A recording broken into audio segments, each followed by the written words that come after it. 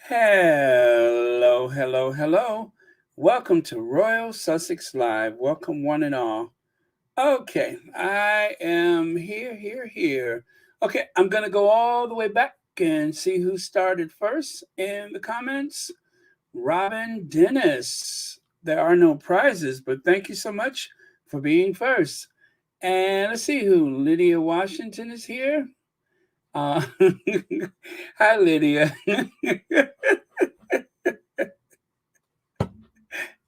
Let me see. Panther is here. Berta Sanchez, Sharon Chung, um, said Amaka is here. Yes, hi, Amaka. Amaka Amachukwa. Thank you so much for being here. And who else is here? Kathy Gabby is here. Hey, Kathy Gabby. Um, Black Queen is here. Um, um, oh, okay. And oh, is that something new, huh? All right, I got to check that out then.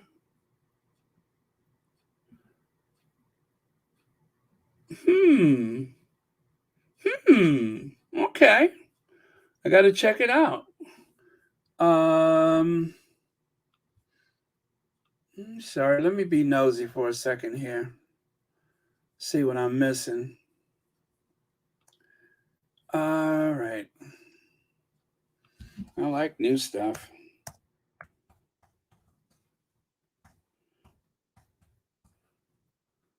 Huh. Oh, yeah. Okay. Okay. I'm going to check that out again. All right. So, hello, Sonia Johnson. I said hi already, right? Paulette Claw, is it? And Marcel Collender, hi. Maureen Reed, Novi D. All right, I'm just gonna check for super chats and then I'm just gonna go and commence the talking. I'm gonna um, scroll all the way through. Oh, wow, you guys are having a nice conversation before I got here. Katie V, thank you so much for the super sticker and thank you for watching Royal Sussex. Okay, so all I needed was just a little bacon from the Costco. What could possibly go wrong? I ask. I say with a tinge of sarcasm. I went into Costco just to get a little bacon, right? What could possibly go wrong? What? Nothing. But anyway, so again, I walked into Costco just to get a little bacon, just to get a little pack of bacon, and maybe a couple of other things. What could possibly go wrong? Um, oh, okay, you ask. How about a new monitor for my computer? I don't want to say how much I spent. I'm embarrassed, but it was not deliberate. And next thing I knew, I had a computer monitor in my cart. One of the young people was trying to help the baby boomer. And of course, I didn't understand a word he was saying, but I was like, write that down. Write that down. But I haven't been making my edited videos, as you know, or you may have noticed. And the reason why is because my old faithful is 2016 iMac, and it's got a nice big screen, very baby boomer friendly. But for whatever reason, the program for the iMovie, it keeps crashing. And so I'm very frustrated because I want to edit videos and I know you guys like those, but I haven't been able to do it using my other Mac because the screen is so small. So, anyway, to make a long story short, I just stopped to ask a question And next thing I know, I had a new monitor in the shopping cart. And anyway, the kid was working so hard, I didn't want to say no. So I had to take it, right? At least that's what I tell myself. So anyway, it was for the channel, right? So that made it okay, right? Right. Okay. All right. I feel better, even though you all didn't say anything, but yes, I feel better. Um, I don't know. It's just like when had to spend a certain amount, my hands start sweating, you know? I start like I get like that um Katie, yeah, Kate Middleton. I get that Kate Middleton tick where my hands keep moving and my mouth is askew. So I was standing there with my hands flailing about, my mouth askew. I'm like, let me just go ahead and get this thing. So anyway, wish me luck. Hopefully, in about a week, we can have some new edited videos for Royal Sussex, like a new opening theme or something like that, right? Yeah, I'd like to do that. So we'll see how it goes. Um, I mean, after all, it was necessary. So and it's fun, and I needed it, so I got it. All right, Miss Viv, thank you so much for the super chat. Praying for continued success. Be blessed, Miss Viv. Thank you very much for that, and thank you for being here. Love the new profile picture. I think that's new, but anyway, it's beautiful. Thank you so much, and thank you for being here. And as always, thank you for watching Royal Sussex. Um, all right. So I'll just calm down. I needed it for the channel, and I got it. So I got it. So why is my palm sweating? Okay, okay. Let me just not think about it.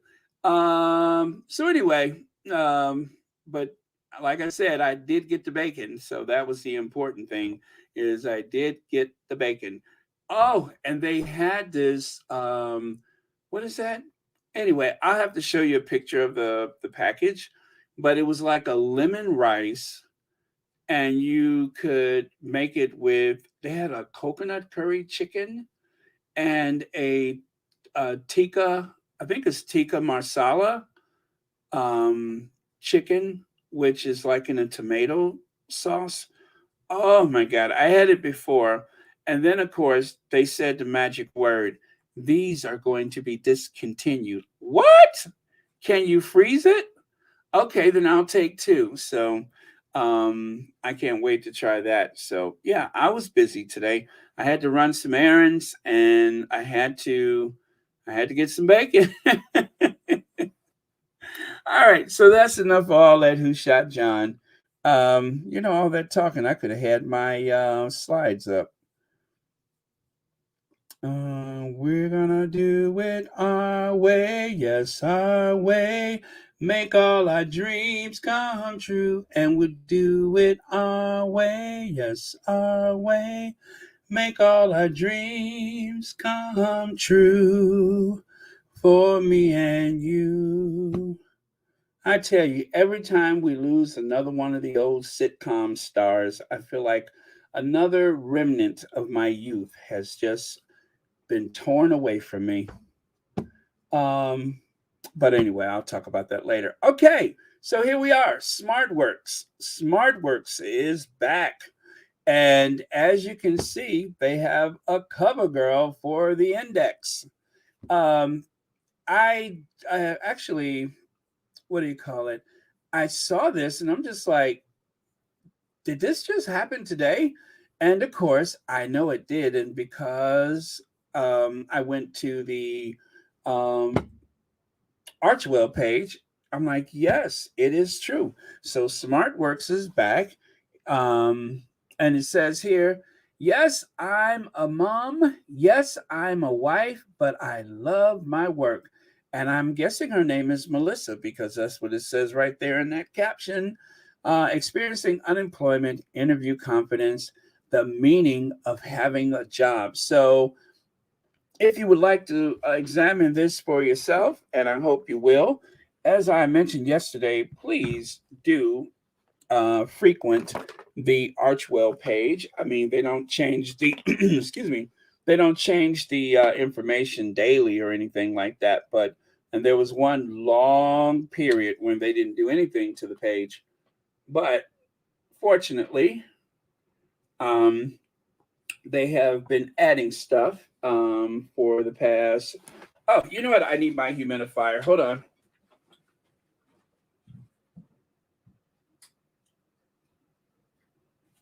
Okay. Had to put the humidifier on because I feel a dry split lip coming on if I'm not too late. Okay, lip balm. There we go. Did I just see Sean? Hey, Sean. Uh, yes, he is a sick old man. That much he is. Grace Bedell, hi. Mimi M. Marcy Foreman, hello. Marjorie. Miranda Rios, I think I said hi earlier. Okay. And Nadia Morgan, hi. Yes, yes. Another piece of my youth has been ripped away from me. But the important thing is she did it her way. All right. So back to the smart works. Thank you so much for your patience. So in the forward right there, let me see. It said, oh, okay. Nope. All right. Let me try that again. Aha. Got it. Anyone who has received a wage packet in their lifetime understands the power of employment, the freedom it provides, the opportunities it opens, and above all, the person it enables you to be.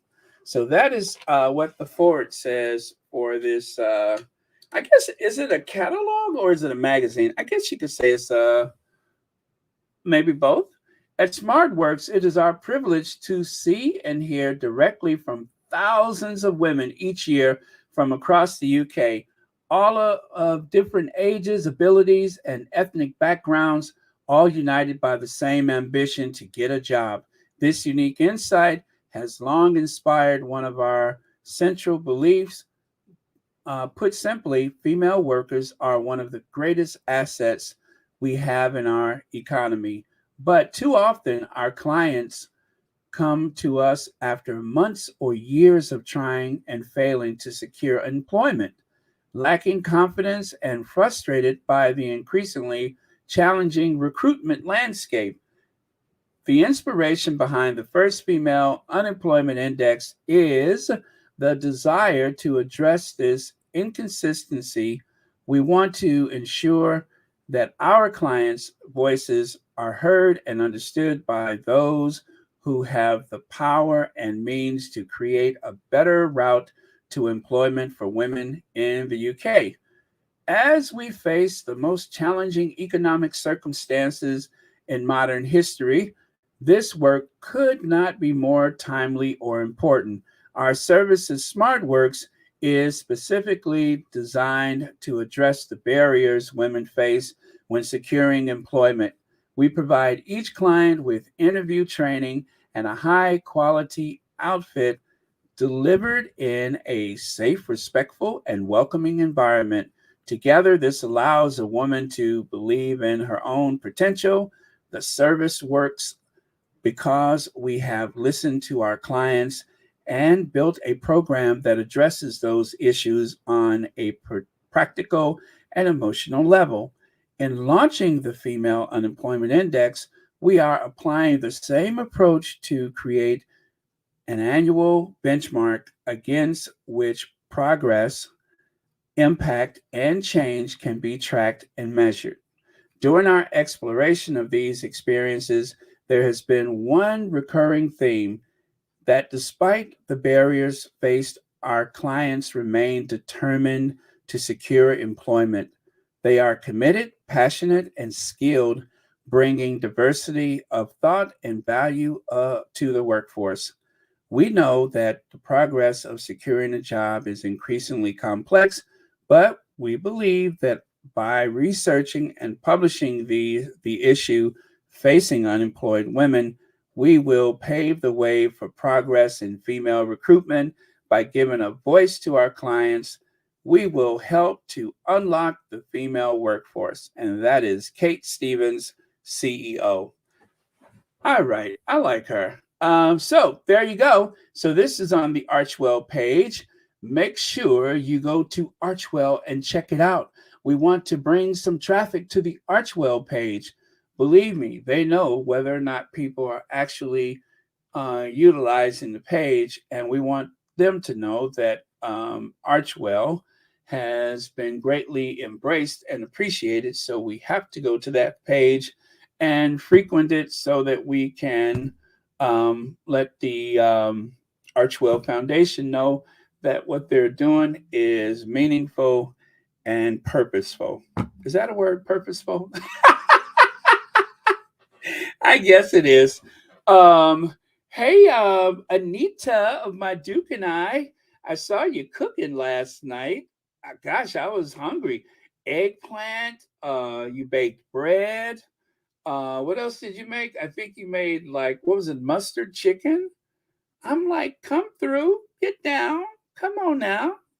So yeah, I if you were trying to make me hungry, I a mission accomplished. But you guys, Anita from my Duke and um, I consider her not just a colleague, but a friend. I love Anita's channel. Anita is like a great way to start or end the day. She always says what needs to be said. And sometimes she can really throw a zinger in there out of the blue and you just don't see it coming. But I love it. So anyway, that's Anita of my Duke and I. So make sure you go over there and like and subscribe. And I think this was the first time we've seen the kitchen, right, Anita? Beautiful kitchen, delicious looking food, and beautiful Anita. I think there's another channel to be had. Let me see here. Okay. Oh, you're welcome. You're welcome. Oh, you know what? I should put the link, shouldn't I? I'll put the link for this. Let me do that. I'll pin the link to the top of the chat. I hope it works out. Let me see. And there we go. And I hope that's it. So pick message, and it's at the top of the chat. Come on, come on. See, this is my old faithful computer. This thing cost a fortune back in 2016, but it's a good computer. The kid at the store told me, he's like, oh, there it is. It's there. He said, yeah, you should keep that computer. But he told me, he said that program that you use for iMovies, he said, yeah, Apple, after a while, they just don't update it anymore. He said, that's why it keeps crashing. So I'm like, wow, just as I was getting the hang of it. All right, so that is the SmartWorks link, but I know most of you all already have that access to it. So now I am going to peg Anita's channel of my Duke and I. There you go. Now that should be, did that go through? Let me try that again. All right, there it is. Anita, my Duke and I. Perfection. Okay, so now you can find Anita's channel. It is pegged. Oh, I'm looking at it right now. What a beautiful kitchen. I love that terracotta. The tiles are gorgeous. Okay, all right. I need to get back out of there and get back to work over here. All right. I'm in a good mood for somebody who went into Costco to get a pack of bacon and come out with a new monitor. Oh man. But the important thing is I have the bacon. So there you go. Here's one more or two more of the pages from the SmartWorks. Check it out. Did you? Oh my God. Did you do that yourself? What? Let me go. One. Okay, I can't look at it right now. Are you serious? You did the tile work yourself? It's beautiful. I love it. It's kind of got a almost like I think like a French kind of flair to it, but it's beautiful. Wow, you have so many talents. Congratulations. I loved it. Thank you so much for sharing that. Okay. And then lastly, I think this is the last page I have to share. There are probably about another two thirds more to the SmartWorks, but I'm just sharing you the few uh, downloads that I wanted to share with you. Again, it is called the SmartWorks Female Unemployment Index. I guess it's a magazine or jobless. I'm not sure completely, but it is to help women um, attain access to the workplace. What a worthy cause. All right. Let me see. Really? Oh, okay. Uh,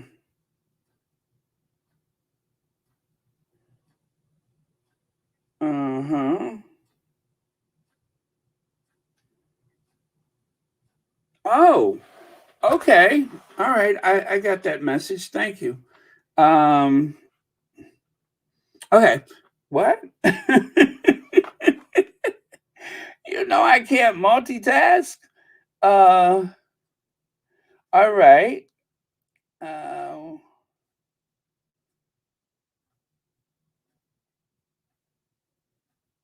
okay, yes and no. Or no and yes. No and yes. Actually, I don't know, but I will check that out later. I hope.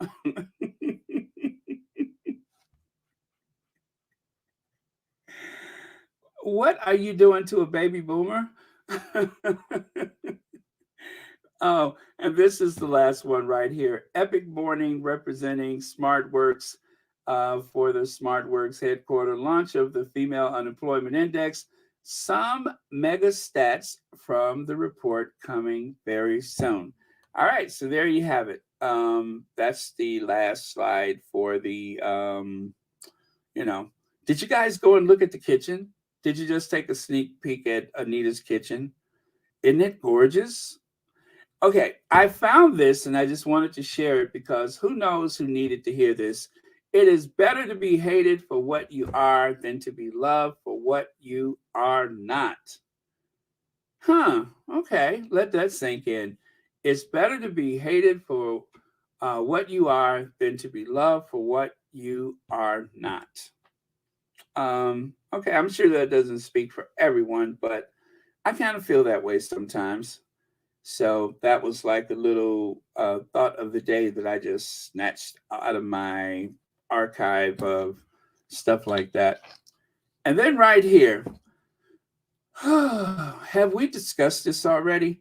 Now, uh, it's very awkward for me that they're having this big rollout about the first 5 years of a child's life when it looks like right here, the last years of some people's lives are going to be one of misery. Britain faces being only G7 country in recession this year, with even Russia doing better. IMF, and I guess that's the International Monetary Fund, tips UK to plunge into red amid cost of living hell, as Jeremy Hunt swipes forecasts might be wrong and bats away Tory demands for early tax cuts. Um, you know it has to be bad if the failed decides that they're going to talk about it. And I don't want to dwell on this for too long, but I'm not sure what this means for the average person, but it doesn't look good. And again, this is really a case of the Brexit backlash that has caused this to happen. Now, I have to admit that if it wasn't for the pandemic, maybe things would not be so bad. But then again, the pandemic is the reason why most economies were struggling, but most economies seem to be recovering. But being one of the world's largest economies, the UK um, is in a very interesting position, being not just dead last, but actually forecast to be in the negative. So very, very unfortunate. I'm impressed with Italy, though. I didn't think that Italy's economy was so strong, but I mean, like everybody else, they've had their problems, but they seem to be in good shape. So that's a good thing for Italy. And right here, so I shared this maybe a month ago. And as you can see, economic growth since the pandemic. And again, the UK is in the negative. So, I tell you, wherever you are and whatever you're doing right now, is, everybody's problem. And the cost of goods and such have gone up so high that it's almost frightening to go and pick up a dozen eggs nowadays. But things will get better. Uh, the pendulum always swings in the other direction. So try not to despair. All right. So this is something else that I wanted to talk about. Claudia Bolin. I have been watching her videos as of late. How lovely. How fantastic. She has quite a way with words. Very, very bright lady. And I love everything about her channel. And it's so interesting because the latest video as of yesterday, um, Camilla Tominey is a liar. And she really unpacked a whole lot because there's a lot there, isn't it? Camilla Tominey just seems to make up stuff as she goes along. And I'm just like, wow. I'm not even sure that I could say Claudia I don't think she's a squatty. I just think she has taken an interest in this because of this abuse toward the Duchess of Sussex, and the fact that I suppose she is a Brit, and she feels a certain way about the aggressive, cruel behavior of the British media. It's so disturbing to think that the world is watching and they just don't seem to care. They don't seem to care. And if you would have told me some time ago, before 2018 or 2016 for that matter, if you would have told me that the British media would target an American woman of color and, and just relentlessly and endlessly torment and abuse her, I wouldn't have believed it. I wouldn't have thought it were possible, especially in this modern age we live in. But it is possible because it's actually happening right now. And because of that, there is a Sussex squad. There is someone like Claudia Bolin who has decided to take a deep dive into the I guess the subject, if you will, and express her feelings about it, and it's refreshing. I'm glad. Um, so I guess if anything good has come out of it, which is hard to believe, but it's awakened people. It has reminded people that racism is still alive and well, and also uh, degrading and abusing women publicly, an electronic lynching, if you want to call it that, is still happening. It's still happening, and people um, tolerate it. That's what it really shocks me is um, how tolerant people are, especially women. Women that tolerate that type of abuse of another woman. That is Wow, I don't I don't have the words for it. I don't have the words for it. Madeline Albright said, and I agree with her. There's a special place in hell. If you remember that statement she made, there's a special place in hell, and I agree with that. There seems to be, a space reserved for anyone who tolerates that, or anyone who actually not only tolerates it, but piles in and goes at the woman that's being maligned and abused. They join into it. They want to help parade her through the streets. Shocking stuff, really shocking. So, if you get a chance to, please check out that channel. There is the hashtag right there. Also, I think she is on Twitter. I think she is on Twitter. But yeah, very, very cool. I really enjoyed the few videos I have watched, especially the Jimmy Kimmel as a bully. I was like, wow, I guess I was kind of like not really paying attention to how gross the Jimmy Kimmel show has been, but mostly because I don't really watch it. And it, again, Claudia managed to lay out the case and explain quite a few things that is alarming about the way Jimmy Kimmel talked about Harry, and of course the book. And it just lets you know how popular Spare is, that it is the topic of a late night show day after day. It's topical, and people, I still think people are actually um, drawn to the book because of the really bad publicity, and of course the overwhelmingly good publicity where the book is concerned, and it's also successful because of word of mouth. Which, by the way, Mo Shannon, she's probably not here because she finally got her audio book yesterday, and probably stayed up for hours, but trust me, she'll be through with it by tomorrow.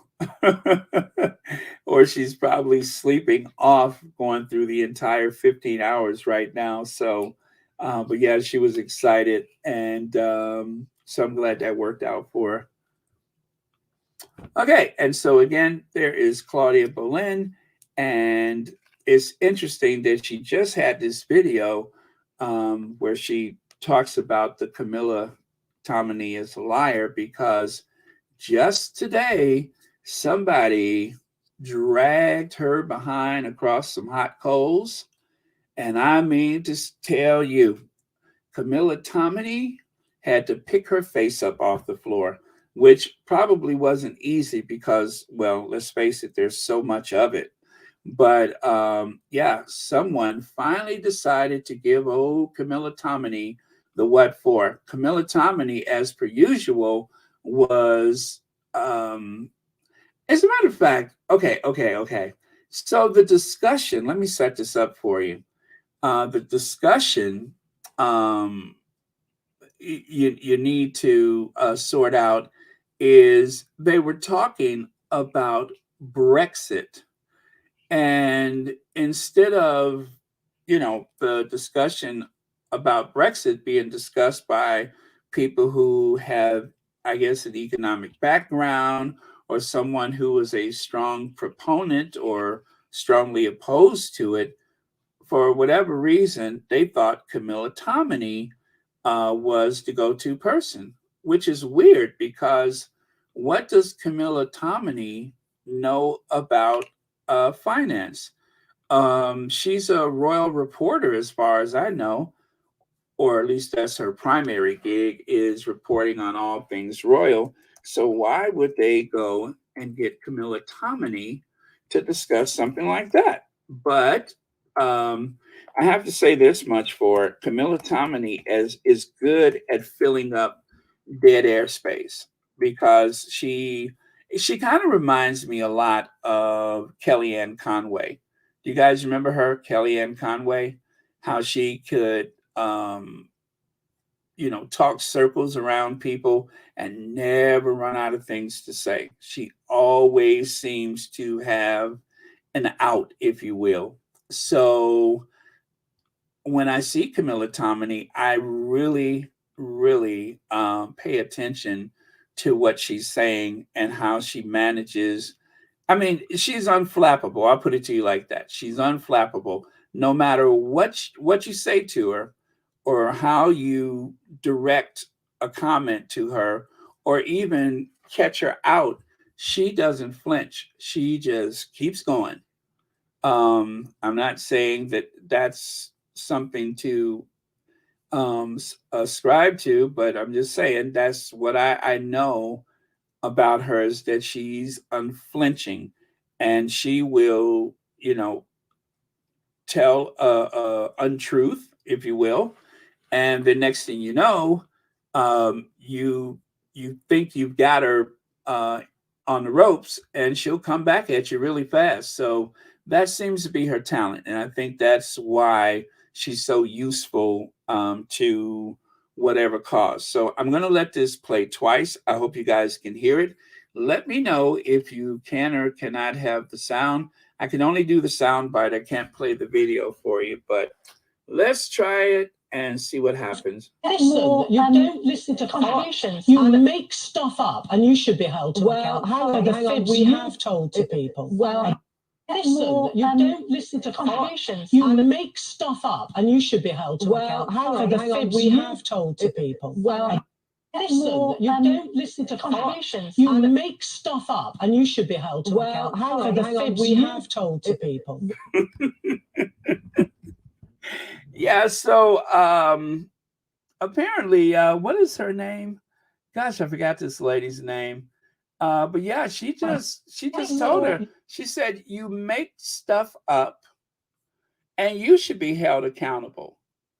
And so when she said that, Camilla's face, well, there's a lot of face. So as you've noticed, I have quite often likened her face to Easter Island. For some reason, it's just a lot of it. And when she's, lying, she tends to double down on things. So this is like, where was she at? She was on this. Is it This Morning with Phil and Holly? And they asked her about the Sussexes, and this, there she goes. She looks up. She always kind of, pooches her lips out like that, and she looks up, and that's when she's like recovering. See what I'm saying? She always finds a way to bounce back. Now, whether or not what she's saying is relevant or truthful, well, of course, that doesn't seem to matter, but she finds a way out of it. I really, like I said, I have to study what she's doing, because I'm always trying to figure out how is it she seems to recover quickly like that, but she's always ready to come back. But I guess if okay, I'll let you hear the sound bite for that particular situation. Continue to be perpetuated was because nobody within the establishment, the institution, stood up for her. They let you write these stories, but they didn't ever refute them. I don't agree with that, because there's always people briefing on all sides. So there are different households and different principals, as they're called, members of the royal family, that you're dealing with on a daily basis about the stories you're writing. At any opportunity. Okay, one more time. One more time. See how fast she recovers from that? One more time. Continue to be perpetuated was because nobody within the establishment, the institution, stood up for her. They let you write these stories, but they didn't ever refute them. I don't agree with that, because there's always people briefing on all sides. So there are different households and different principals, as they're called, members of the royal family, that you're dealing with on a daily basis about the stories you're writing. At any opportunity. And sorry. I don't want to give her any extra credit for what she's doing, because it is, it's a hustle. It is a hustle. And she's just one of many that can do that. Now, there's someone who cannot recover as fast as she can, and that, of course, is Mrs. Magoo. She takes forever to try to come back from being caught out in you know, a lie. Well, why did you bring me on this show? Well, then don't invite me. You should not have been. You just wanted to attack me.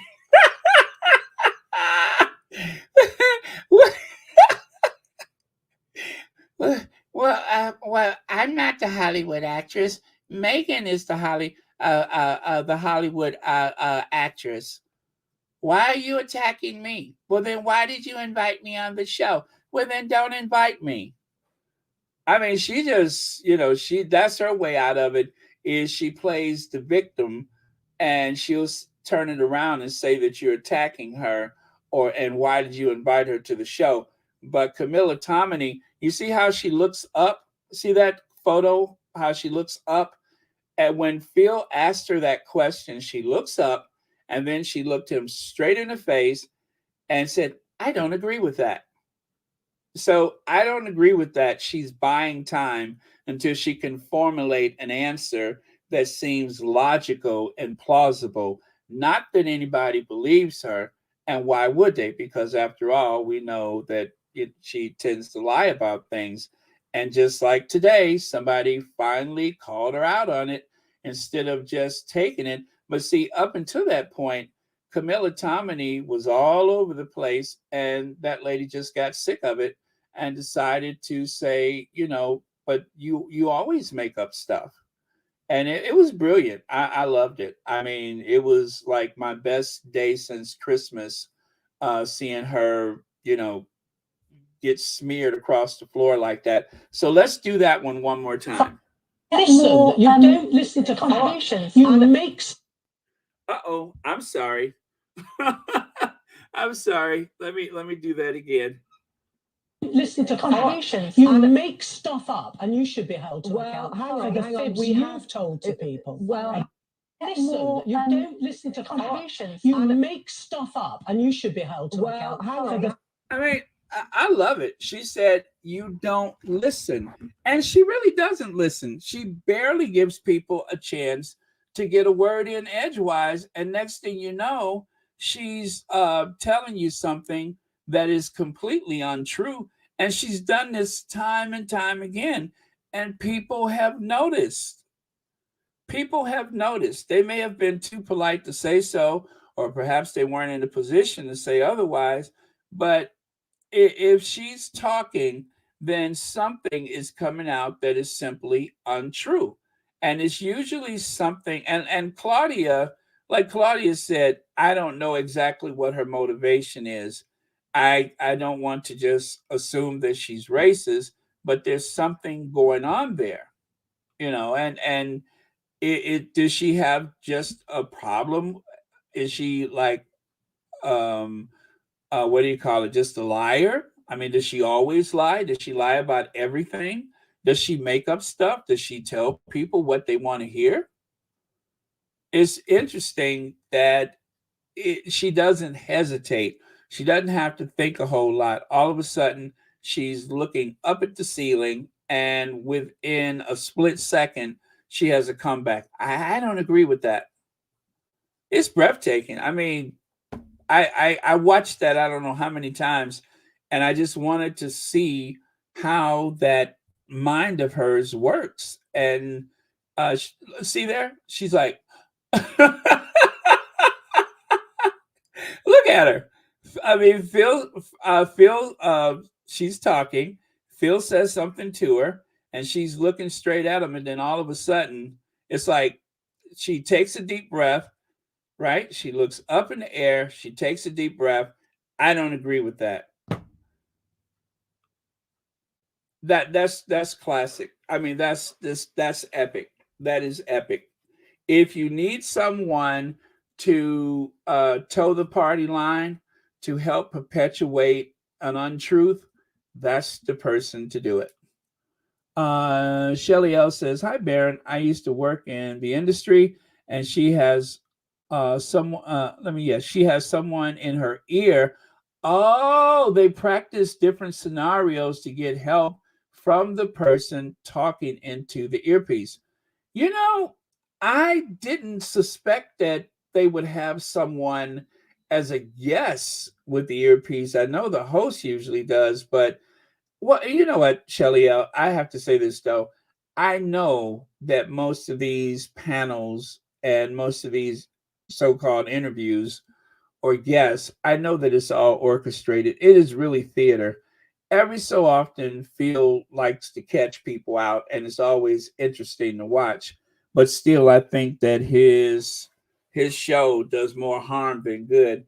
But that's why I don't really care for the View any longer, because the View is just theater, and I look at most of these shows as theater, really bad theater at that. But they are not exchanging information or ideas from one another. They are trying to inform the public what they should think, and they bring someone in like let's say Dr. Shola, to make it seem like you're getting another side of the story or another point of view, and then they'll talk over someone. And that's why I tell people, if it's going to raise your blood pressure, just tune it out. Because if you take what you're seeing as a true exchange of ideas, then you're missing the point. It's theater. It's propaganda. It's not really, just people expressing their points of view. And I feel like everybody has a job to do when they sit on the stage or on the panel. And so every so often, I mean, you'll get something fun like today with this, but by and large, they're very damaging, and they cause a lot of anxiety, and they are full of misinformation. So, but thank you, Shelly. That's interesting. What an industry to be in. Well, you know what's behind the curtain better than any of us, so I appreciate you telling me that. But yeah, that makes a lot of sense, and that would explain. Let's see, this. What? What's that? Okay. So I have to say an alleged earpiece, but if there is one, that makes a lot of sense. Yes, thank you so much, and thank you for the super chat. But yeah, you guys, please protect your mental health and protect yourself from the propaganda, because it is designed to make you angry and to cause you to react. And without your engagement, they would not have a show.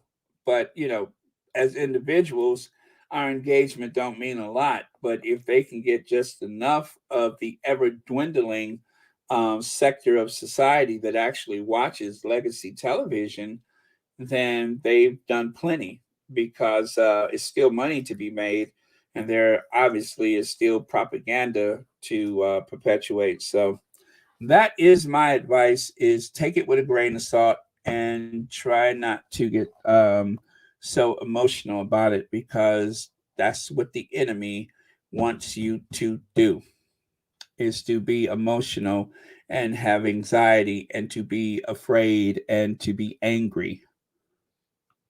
Okay, so right here, Dr. Benjamin Spock, the revised and enlarged edition, baby and child care.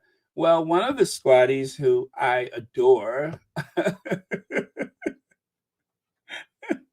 is occasionally finding some really cool stuff. I mean, this is like someone you have to say, why don't they have their own channel? With a royal charade, or charade, if you will, selling common sense about early childcare. Let's remember the theories have been around for over 100 years, especially after World War II. Dr. Benjamin Spock wrote his first book in 1946. He went on to write many more. So, um, she's playing it very safe, as well she should, in her position. I resent this big rollout that they have today for the 5 questions that took 10 years to come up with for someone who's been hanging around the royal family for what is it going on 21, 22 years now? And it took her 21 or 22 years to come up. Well, it took her maybe 11 years to come up with an actual working cause, such as early child development.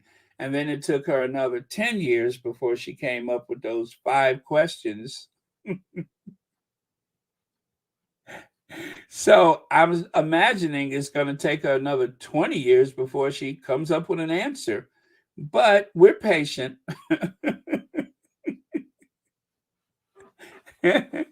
Any day now. But yeah, so that is a good point, is that this is information that has been around for a long time. And it's interesting that the English Rose, as they referred to her, the English Rose, with all of her impeccable breeding and good taste, has finally found her voice. However meek and meager her voice is, she has found her voice, and she's found a cause that's very safe, is not necessarily going to put food on anybody's table. It's not going to take the mold out of council housing, but that's not the point. The point is it gives her a chance to look smart and capable. I said to look smart and capable. And there, one of the squatties, as you know, yes, thank you, Marina. Con job, Kellyanne Con job. That's a good name for Kellyanne Conway. Kellyanne Con job. Married white female. If you guys remember, there was a movie called Single White Female where were they roommates? One a roommate was obsessed with the other and wanted to dress like her and pretend like, almost like that movie, The Talented Mr. Ripley. That other person was everything that you are not and will never be. And so you become obsessed with her and you dress like her and well, I can't say talk like her, but anyway, thank you to the squatty who put this together. It's probably one of the best reimagined movies I've seen since The Willing. The Willing is the story of a madman who who pretended as though he was writing a book. Remember that? He went to stay at this ski lodge and he was pretending to write a book. And finally, one day, his wife went to look at the typewriter, and every page of the typewriter had typed over and over again, all work and no play makes Willie a dull boy. All work and no play makes Willie a dull boy. Now, this is a movie poster I made, or should I say, reimagined. And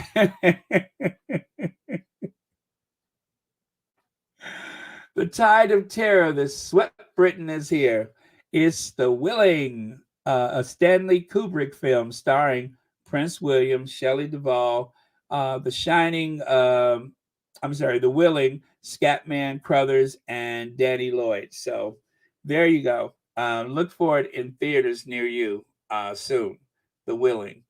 And you know what? There was another movie that starred William and Kate, and it's about a lonely, sad, pathetic little man who had like no life, and then all of a sudden, whilst working late night, he discovered a mannequin, and he imagined that mannequin could talk. And so that's another one of my favorite movies is Mannequin, starring Prince William and Kate Middleton. So lifelike, right? Right. Okay. And let me take a look at your comments here. In the end, Kate's going to start wearing a messy bun hairstyle because she's gone through every pantsuit of Megan. Has she really gone through every pantsuit? Let me see. B. Thomas says, what's the point of telling people about the importance of the first 5 years of their life when they might just die from hunger and the cold in England because they can't afford food and heating? Great point, B. Thomas. Great point. And Shelly L says that was the first day of the psychopath smiling class.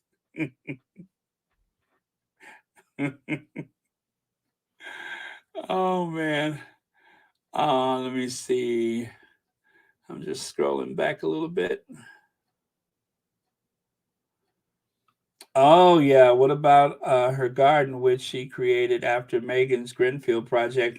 I remember that. I know I saw something of her like on the ground and scraping up soil and stuff like that. I didn't know that that was her response to the Grenfell. Cookies and Cream says what they're doing on The View is misleading and very dangerous. The Sussexes' lives have been threatened due to misinformation. We all need to call and complain. We need to go after their advertisers.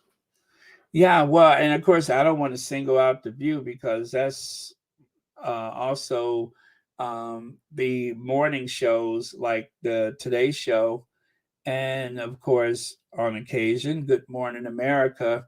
And I'm so disappointed with Keir, what's his name? Keir Simmons. I'm so disappointed with him. Keir Simmons, if I recall, he was the one who kind of called it and said that, racism was going to happen. And he said, I hope it doesn't. But he kind of knew the way that the institution worked and the people, that are part of the institution. And he thought that something terrible was coming down the pike. And that's exactly what happened. And even though he doesn't necessarily say the negative stuff, he doesn't call anybody out. He doesn't, straighten out the lies or anything like that. He doesn't do anything. Like the last time I saw him, that was when what's his name, the black guy Craig or whatever his name is. He said, "Well, wait a minute, didn't I hear that they wanted privacy?" And then Keir Simmons said, "Well, every family has this ups and downs or something like that." I'm like, here, what have you gotten yourself into? What have you gotten yourself into? Gail Anita says, Baron, that's why we need to smoke out Megan. Kate is wearing last season's clothes. She needs to update urgently. Well, Gail Anita, the thing is, we don't want the Sussexes, either one of them, to step out in a response to what other people are doing. Megan is wherever she is doing whatever she's doing, and it's not the first time that she's been away from the public, and it's just the way it is. I mean, her husband works, she works, and as far as I know, she may even be the one cooking dinner most nights or whatever. But we don't want to be like the Cambridges and throwing ourselves out there just to do something, because that's what happened when they went to that food bank and got dragged mercilessly by just about everybody, especially the fact that a bunch of non-squatties were the ones that were going after them for that. And so, yeah, we definitely don't want to have a situation where they're, out there reacting like the past couple of days. I watched Kate, and I'm just like, you know what? Good for her. This is as good as it's ever going to get. Let her have her moment, because that's all it is. It's the caning season, and this is a nice rollout for a big fat nothing burger. Um, Trust me, they will get tired soon. They're going to fall on their faces. They always do. So this will be very short lived. I mean, let's go back and take a a look at this, if you will. And by the way, thank you for your comment. Empty project, empty visit. People need food, not a 55-minute photo op visit. Kate doesn't know what she is talking about. As usual, these two are really missing the zeitgeist. So, this is haunting. More people will pay attention to this day than they will this rollout about the first 5 years of child's development.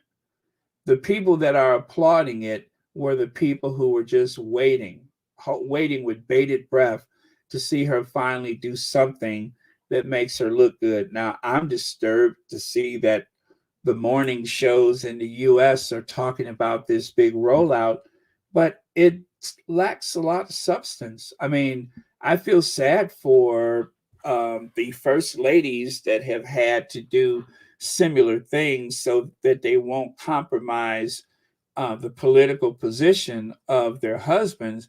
You've had a lot of brilliant women who have done the same thing. The only difference is they actually had a firm grip on the information, whereas Kate basically gets a binder with a few talking points.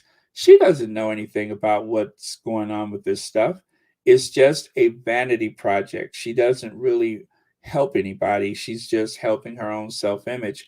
She's trying to justify the 350 million pounds that is used to support the royal family and all of their properties and institutions associated with it.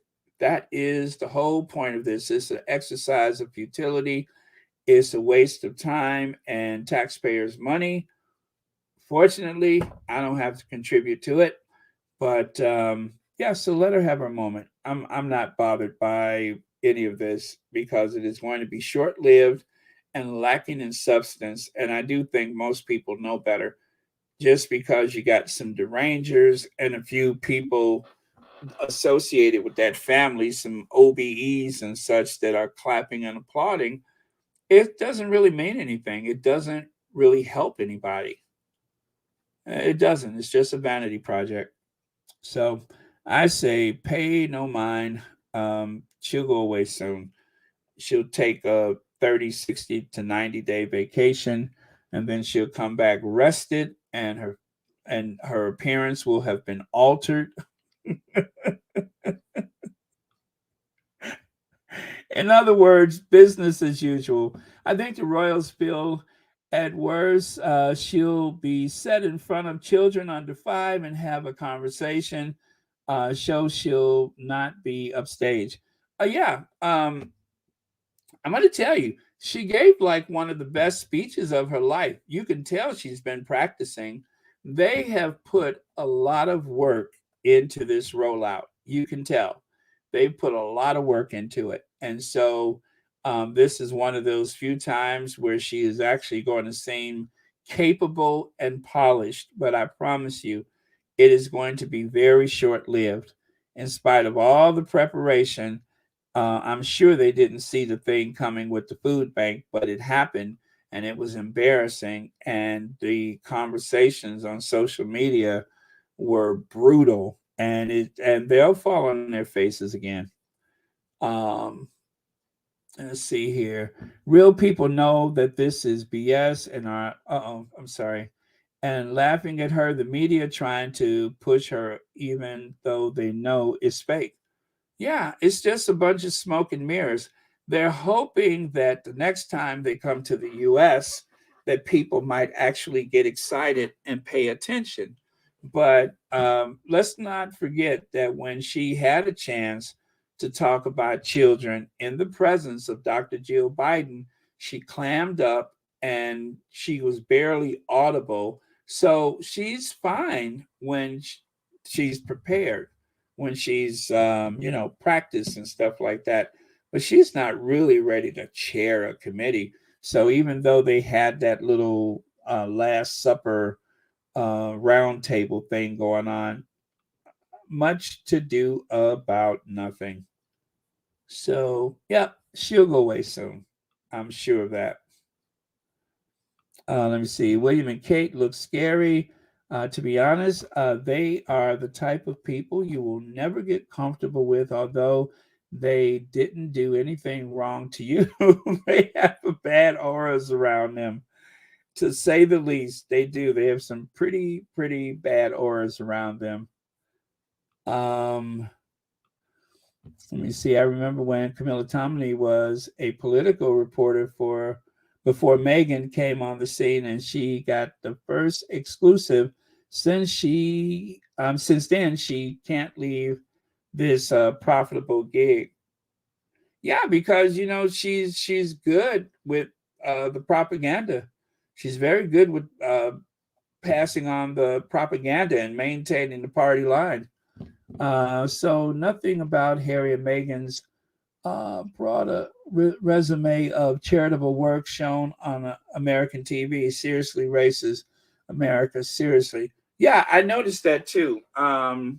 They don't really ever expand on that, ever. They never expand on the, they'll talk about the individual thing, but that's it. That's it. And even with that, it is nothing in comparison to this farcical rollout that they're having for Kate this past couple of days. I mean, they should be embarrassed for the amount of fuss that they are drumming up about nothing. I mean, it's not, as far as I'm concerned, it doesn't really help people. It's good information, is information that has been there for a long time. And I dare I say that, if someone doesn't have other women in the household to help them, maybe, just maybe, this will be some form of guidance. But that's what grandmothers are for. That's what, aunties are for, is to, like Doria said, she had a lot of help with Meghan because she was a young mother, but she had her family around her. And having, those very strong women that Meghan grew up with, as, family, as matriarchs in their own homes, and Meghan could rely upon them. Well, I would say that, all things considered, they've done okay. They have done okay. Meghan has thrived, whereas, if you look at the women from the other side of her family, well, needless to say, Meghan has thrived because of that extra backbone that she got from her mother's side of the family. But from the father's side of the family, not so much. Not so much. Thank you for your comment, Black Queen. Oh boy, it's so dry in here. It is super, super dry. Oh, thank you so much, Judy. And thank you so much for the super sticker. And as always, thank you for being here and watching Royal Sussex. But yes, don't discount those grandmas and aunties. They are a major factor.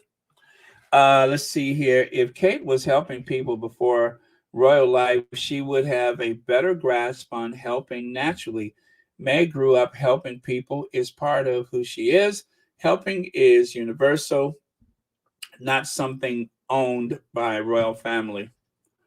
Yeah, this idea that for all the wealth and privilege they have, that going out and doing charity, not because they want to, but because they have to. If this was something that really was so intriguing to Kate, we wouldn't have to wait until 2023 for a big rollout. This would have happened ages ago. But even though she supposedly has been working on it for so long, it all seems so new to her. It all seems so new.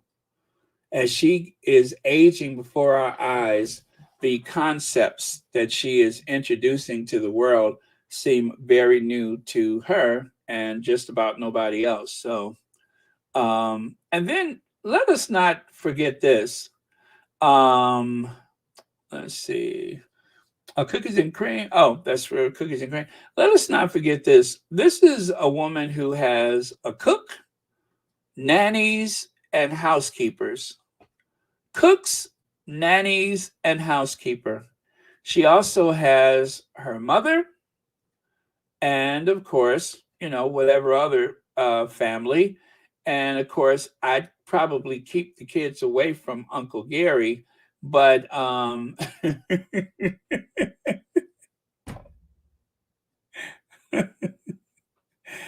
keep them away from Uncle Gary unless you want them to, you know, get into nursery school throwing dice and able to, make certain types of paper mache. I would keep them away from Uncle Gary, but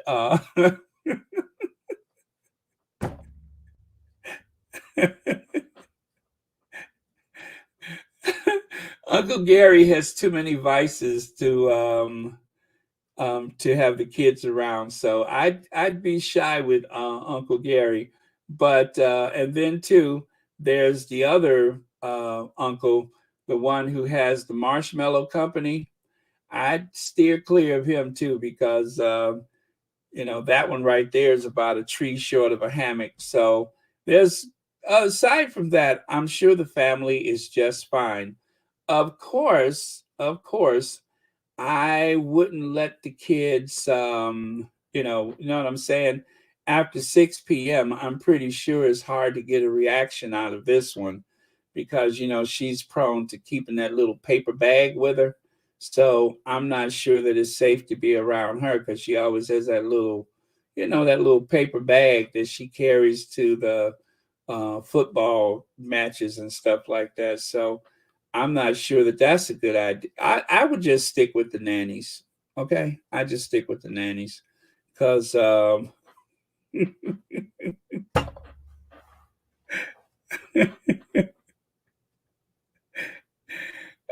man. Yeah. They're not so fit for purpose.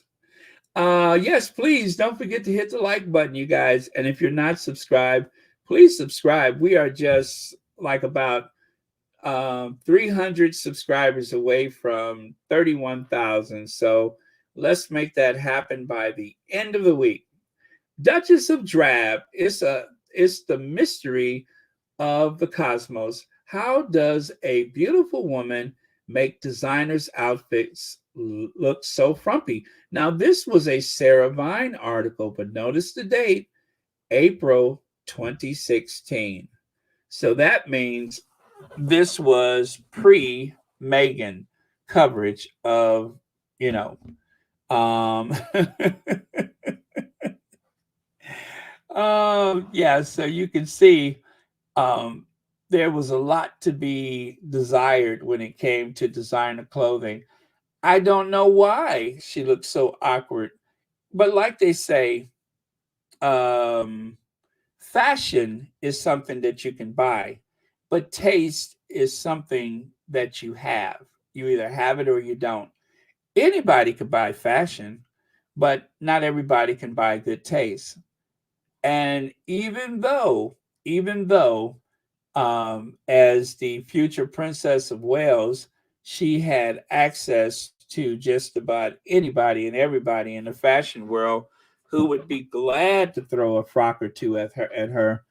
And look at what she does with the outfits that she gets.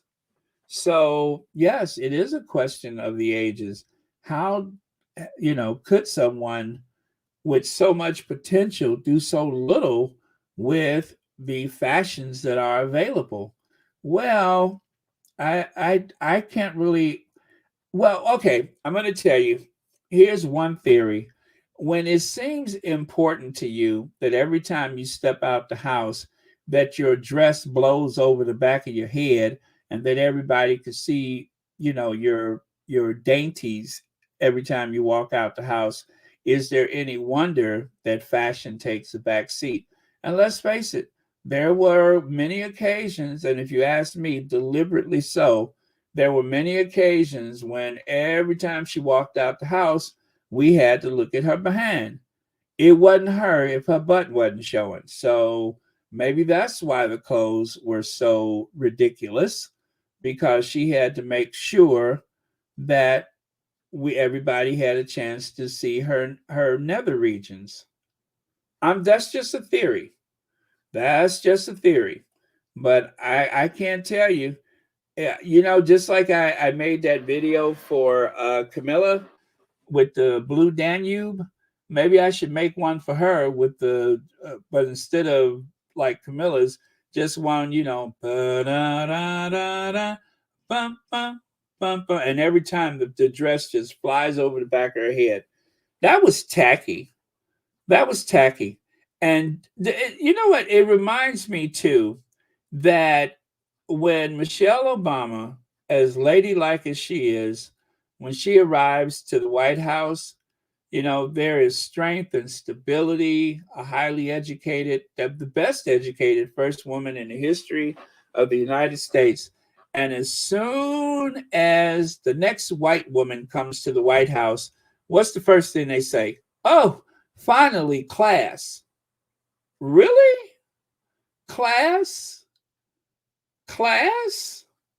And that's the same thing here, except for it's reverse. She was there first, showing her behind to everybody. And then Meghan comes in there, the best educated royal in the history of that family, the only self-made royal bride that they've ever seen. And what happens? They consider her to be the tacky one, and this one, who used to throw her behind out the window at college, is considered the English rose, the most ladylike and elegant and the most serene highness that there's ever been. Or is it serene hiney? See how racism works? It doesn't matter how well educated you are. It doesn't matter how much you've done for yourself or others. But if you are not considered the English rose, or in the First Lady's case, if you're not from Eastern Europe and speak like Boris and Natasha, then you don't matter. You have to be a mail order bride or whatever she was when he met her, and become the first lady, who lied about going to college even though she dropped out. She lied and said she had a college degree, but she dropped out. So the least educated first lady, and the only first lady I've ever seen naked, is considered to be classy. And the most educated first lady, right, with a double Ivy League degree, is considered to be the trashy one. Damn. Not wow. Damn.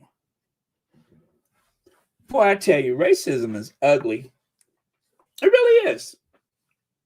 Because if it's not what I say it is, tell me what is it?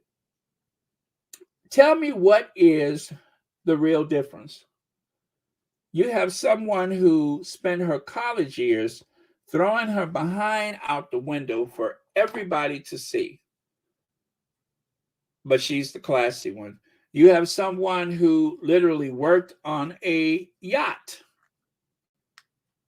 but she's the classy one.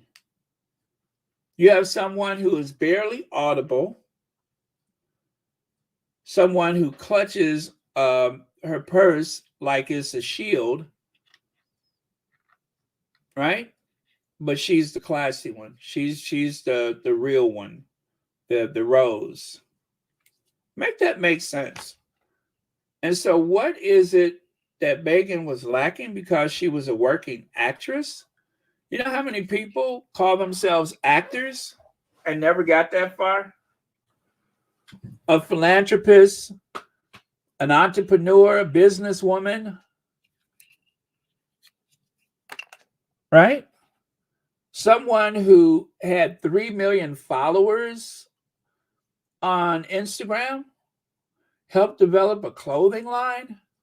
But this is the classy one. Someone who's never worked, right?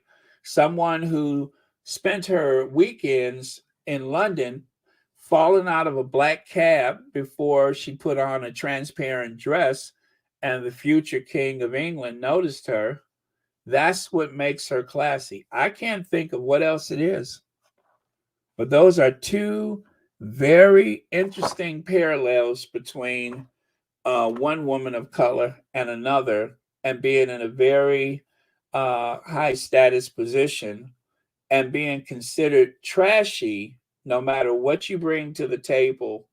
And then the ones who have been found wanting in their character, they are considered the epitome of beauty, elegance, intelligence, and class. Damn.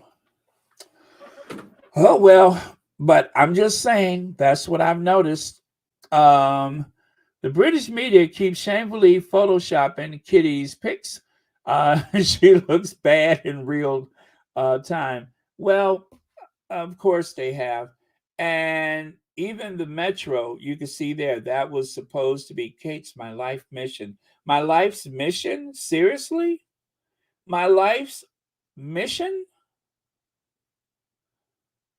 So we're having this big rollout because you have been at this for, let's say, 20 of the past 41 years. You have been at this for 20 of the last 41 years, and now we're having a big rollout. Shouldn't we have done that 5 or 6 years ago? Or maybe even 7 years ago? But instead, my, feed on my news is inundated with images of someone who took all these years to come up with an awareness campaign.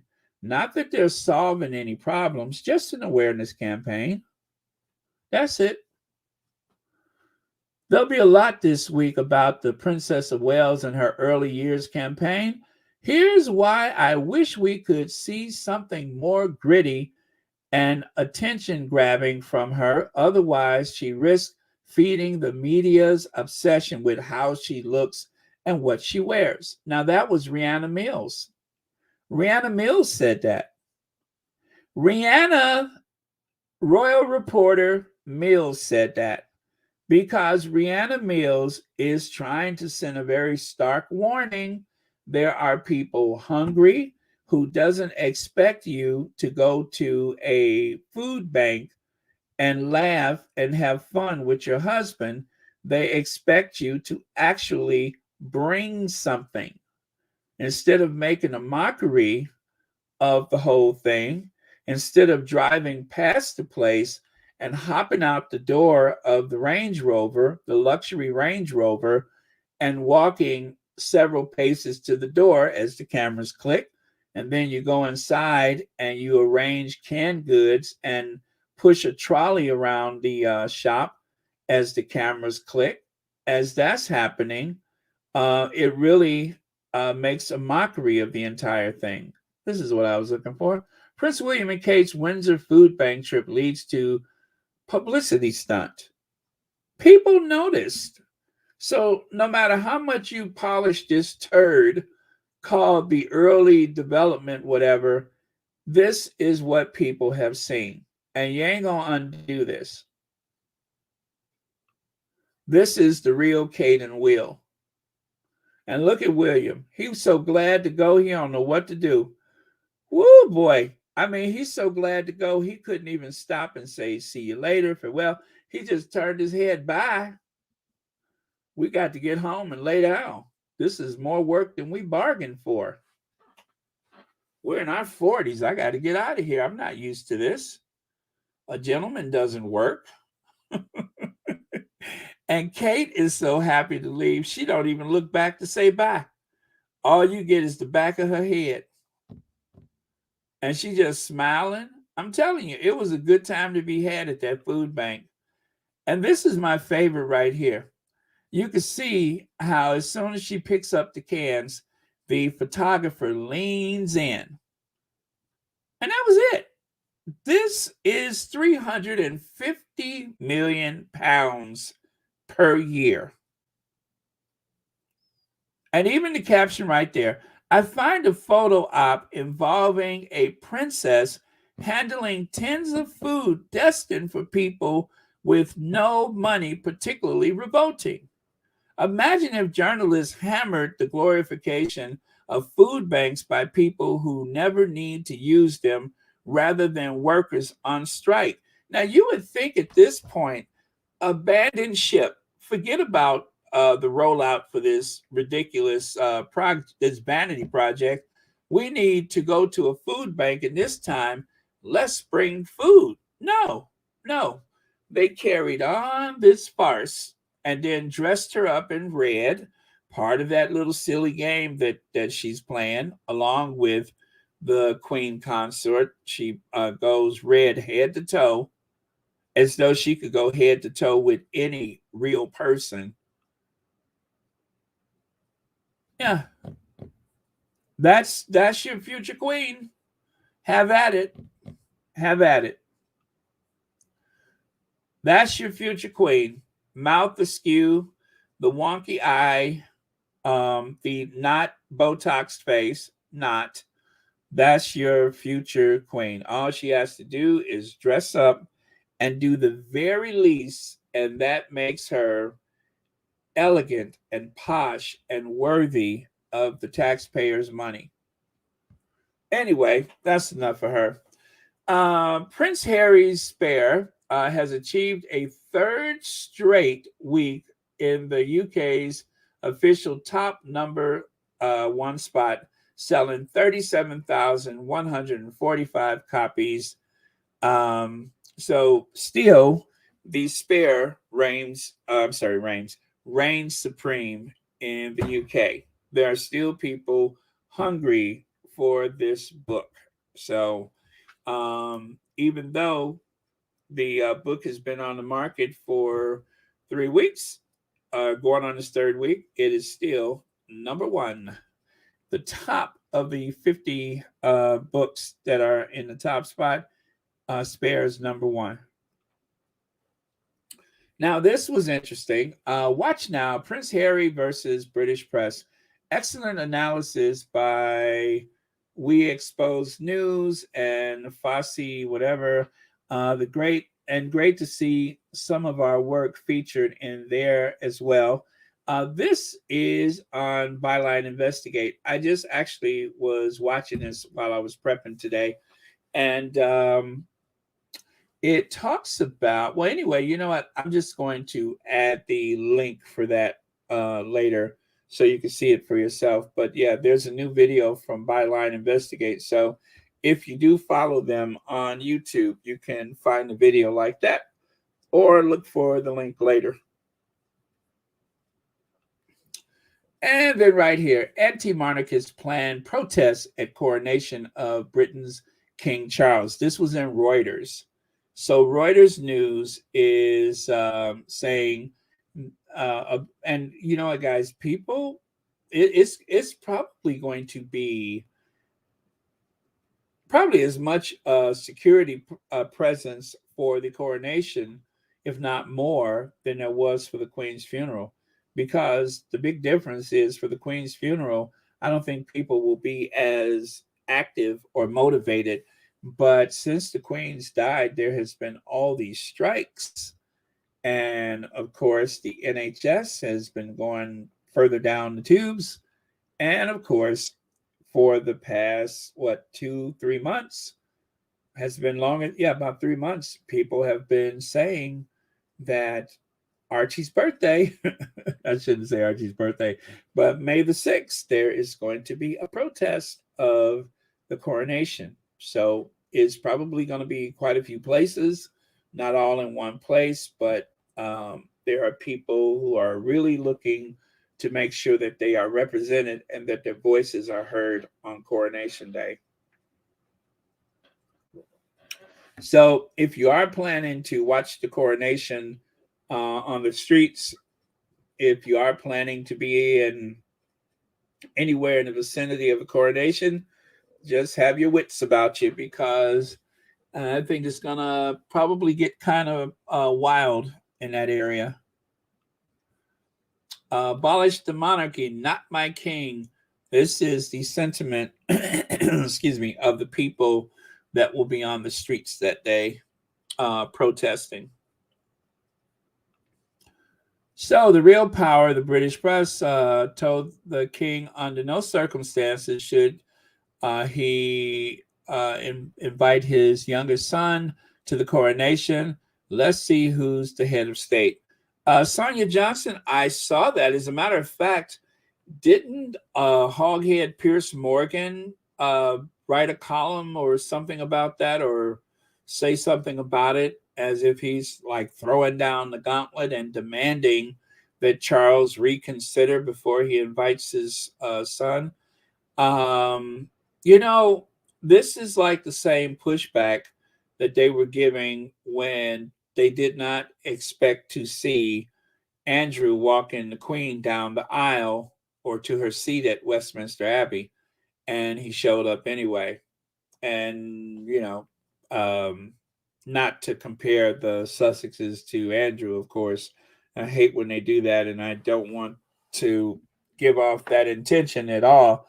But it just kind of reminds me of that, where the press seems to be telling the sovereign what they should or should not do and expecting the sovereign to obey.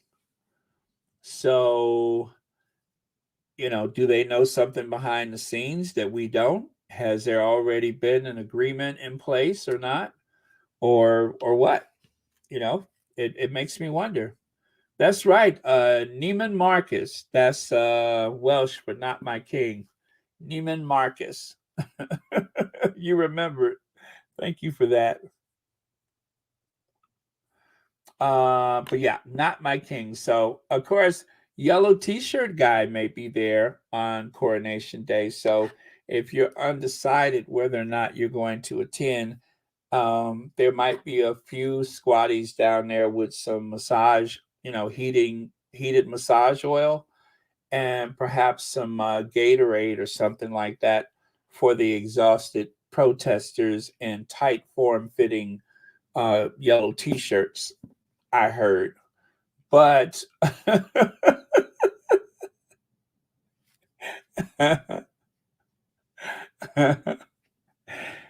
you never know. You never know who comes out for stuff like that.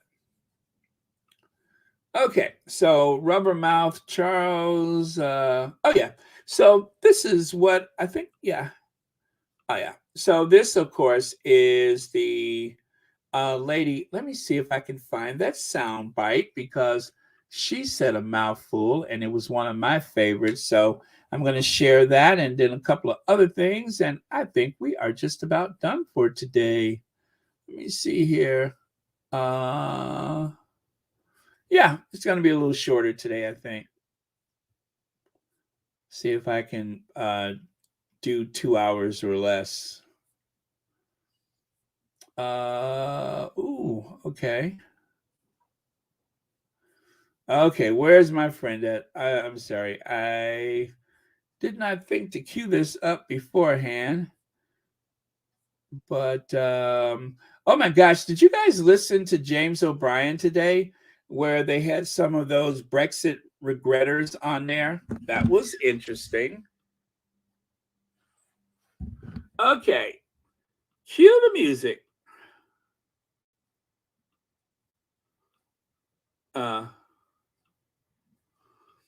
Okay, I see it, but it's... I love Prince Harry, and Prince Harry and I love Prince Harry, and Prince Harry should be king. He should be king. Prince Harry, not William. William and all of them in there. Camilla is the wicked witch of the devil himself, because she is part of why Princess Diana is not here. I do not like them. I am from the islands, and we don't need them in the Caribbean. Get lost. Demolish the monarchy. This is 2023, okay? And I will support Harry 100%. I do feel for him. Yes, I do. And everything in the book is the truth. And Charles is the monster, not Harry. Harry's no monster, not Meghan. He's bringing the story out right now. They are evil people. They are not nice. Behind the wall, we all are one human being. And behind that wall there are no difference with me and you and any other Brits. Give the people back the money. They are just welfare recipients living off the taxpayers of the British people. And the British people are stupid, supporting that nonsense monarchy. It is nothing. It's just a title. It means nothing, a title. I'm angry at them.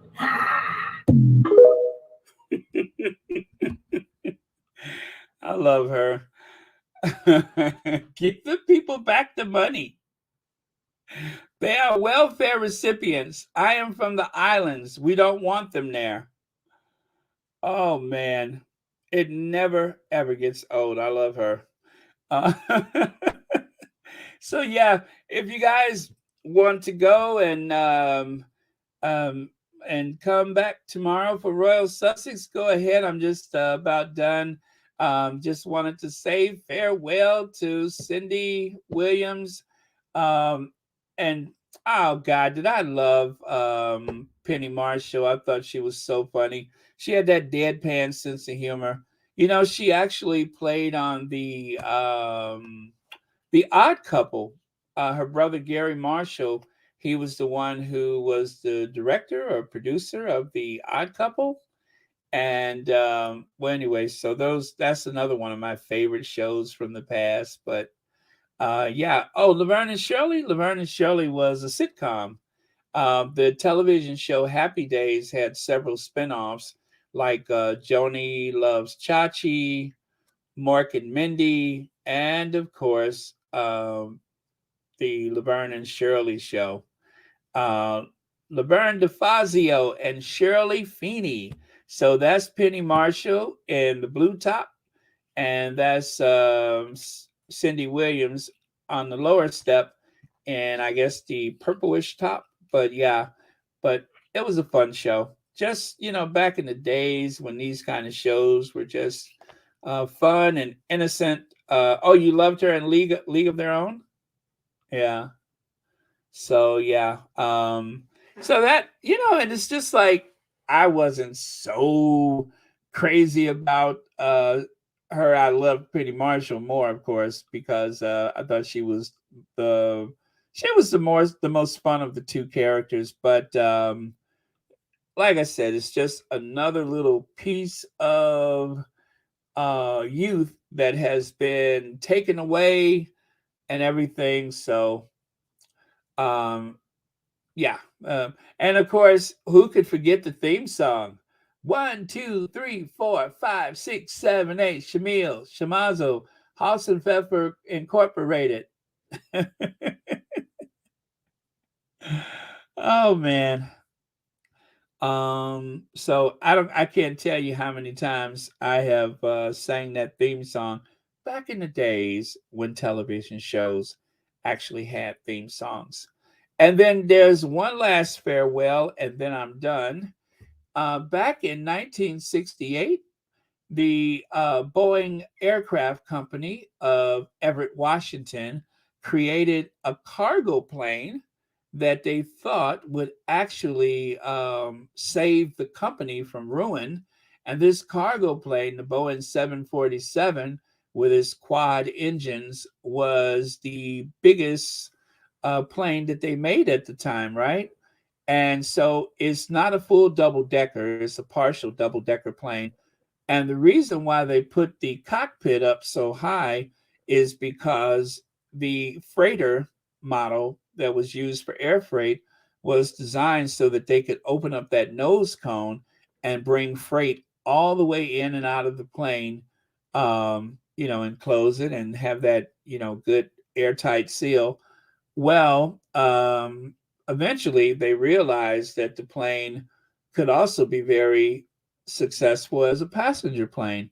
And so back in 2018, I had the privilege of taking my last flight on a Boeing 747 to London when I went and saw the royal wedding and all that kind of stuff. So I'm feeling very nostalgic for the 747. And that's the plane that brought me to London back in 2008. I took a picture of it as I was leaving the airport. And this is sadly the last 747 that Boeing is making. This is the last one.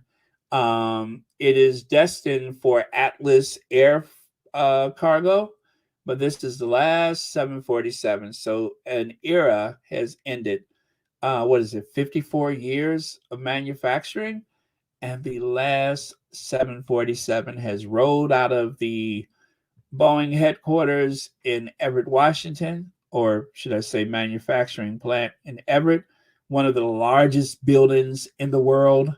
Is so big it even has its own weather inside. Well, that's it. No more 747s. So farewell to the Queen of the Skies. That is the name that they have given the 747, Queen of the Skies. There was never anything like it before or since. They only made about 1,500 of them, and this is the last of the 1,500 747s. Yep. So that's it, you guys. Sad. Penny and Cindy both died. Oh, really? Yes. Penny Marshall died in 2018, right? So yeah. So she was the older. Okay. Let me see here. The picture of Egghead is scary. It's soon gonna be midnight in Trinidad, Tobago. And Food, thank you so much for being here. Have a good night.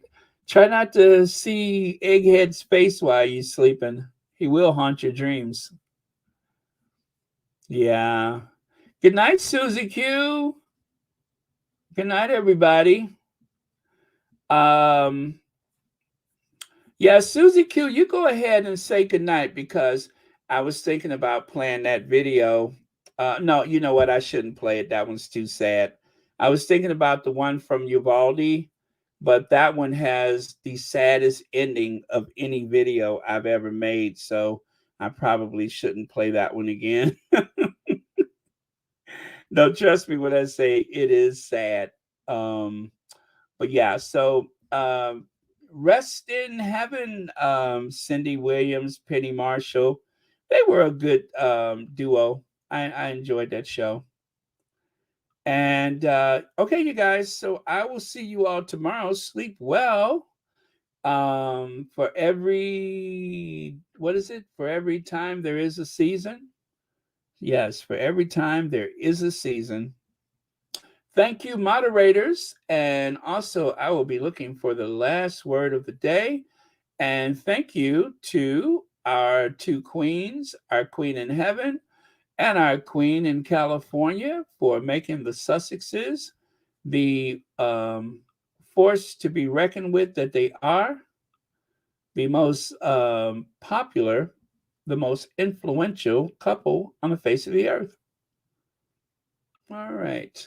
Yes, they are the moment, aren't they? They are the moment. Okay, so Kids Indoor, hey. Let me see here. Yes, Caroline, she actually yesterday it came up while I was watching while I was online. That's when it came up. So, and we do it our way, yes, our way. Make all our dreams come true for me and you. There's nothing we won't try. Never heard the word impossible this time. There's no stopping us. We're gonna do it. Oh, now see, I'm feeling a bit nostalgic. I am feeling a bit nostalgic now. You guys, I know I shouldn't have ended like that, but I don't know. I was just thinking about Laverne and Shirley, thinking about the young, innocent days when you could stay out all day and ride your bike and you're perfectly safe. You know, when they turn on the porch light, that means get in the house. Dark means get close to home. And when the street lights come on or when the porch light come on, that means you got to come on in the house. And how did we stay hydrated back in those days? Does anybody know? How in the world did we stay hydrated when we were out all day riding our bikes, playing in dirt, making mud pies? How do we stay hydrated? Now, every time you take a step, you got to have a sip of water. But back in those days, you know, there was the odd water fountain. But how did we stay hydrated? I always wonder about that. Now we have to have a bottle of water at our side 24 hours a day. But back in those days, we didn't have that. And somehow, yeah, that's right, the water hose. Yeah, you could turn on that fountain on the side of the building or on the side of the house and get some water like that. Interesting. Yeah, how did we stay hydrated? On your mark, get set and go now. Got a dream and we just know now. We're gonna make our dreams come true. And we'll do it our way, yes, our way. Make all our dreams come true. And we'll do it our way, yes, our way. Make all our dreams come true for me and you. Hey, hey, hey. No, that was what's happening. And Lenny and Squiggy. Hello. No, what did they say hello? I can't remember. Let me see. And Foo, I wish I knew the answer to that. I wish I knew the answer to that. And we'll do it. Now that song's going to be stuck in your head all day. And we'll do it our way. Yes, our way. Make all our dreams come true. And we'll do it our way. Okay. All right. So, thank you so much, Cookies and Cream. Yeah, I'm feeling a bit nostalgic. Laverne and Shirley is gone. My favorite airplane is no more. What am I going to do now? Let me see. I know what I'm going to do. I got to order some more cables for my computer. With my new monitor, I got to get some cables so I can hook it up to my little computer that actually has, what do you call it? The iMovie software that I need to make videos. So, although, you know, I really could have just loaded more software to the old computer, but I don't know if that would work. So I'll just try this and see what happens. So if all works out, then we'll have a new opening and closing for Royal Sussex, or at the very least, change those photos for Ginger Avenger and Madam Duchess. Wouldn't that be nice? Update the photos on those two. Yeah, so that's what I'm looking forward to. So give it about a week, you guys, and hopefully we'll have some new material. Material. Why did I just say material? Living a material world. Material.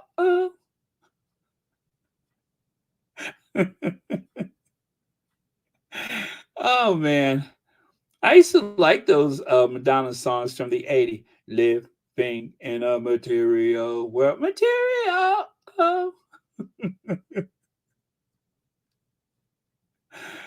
Oh, man.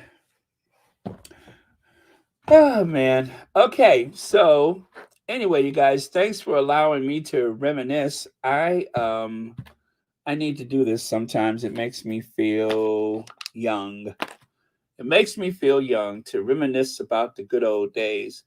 Everybody's talking about the good old days. Remember? The grass was greener, the skies were bluer, and smiles bright.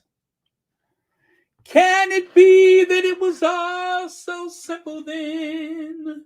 Or has time rewritten every line?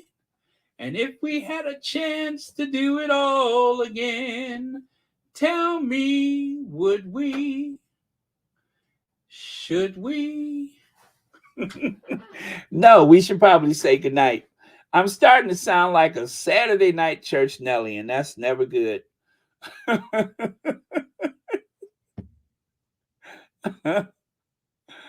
Oh man. Yeah.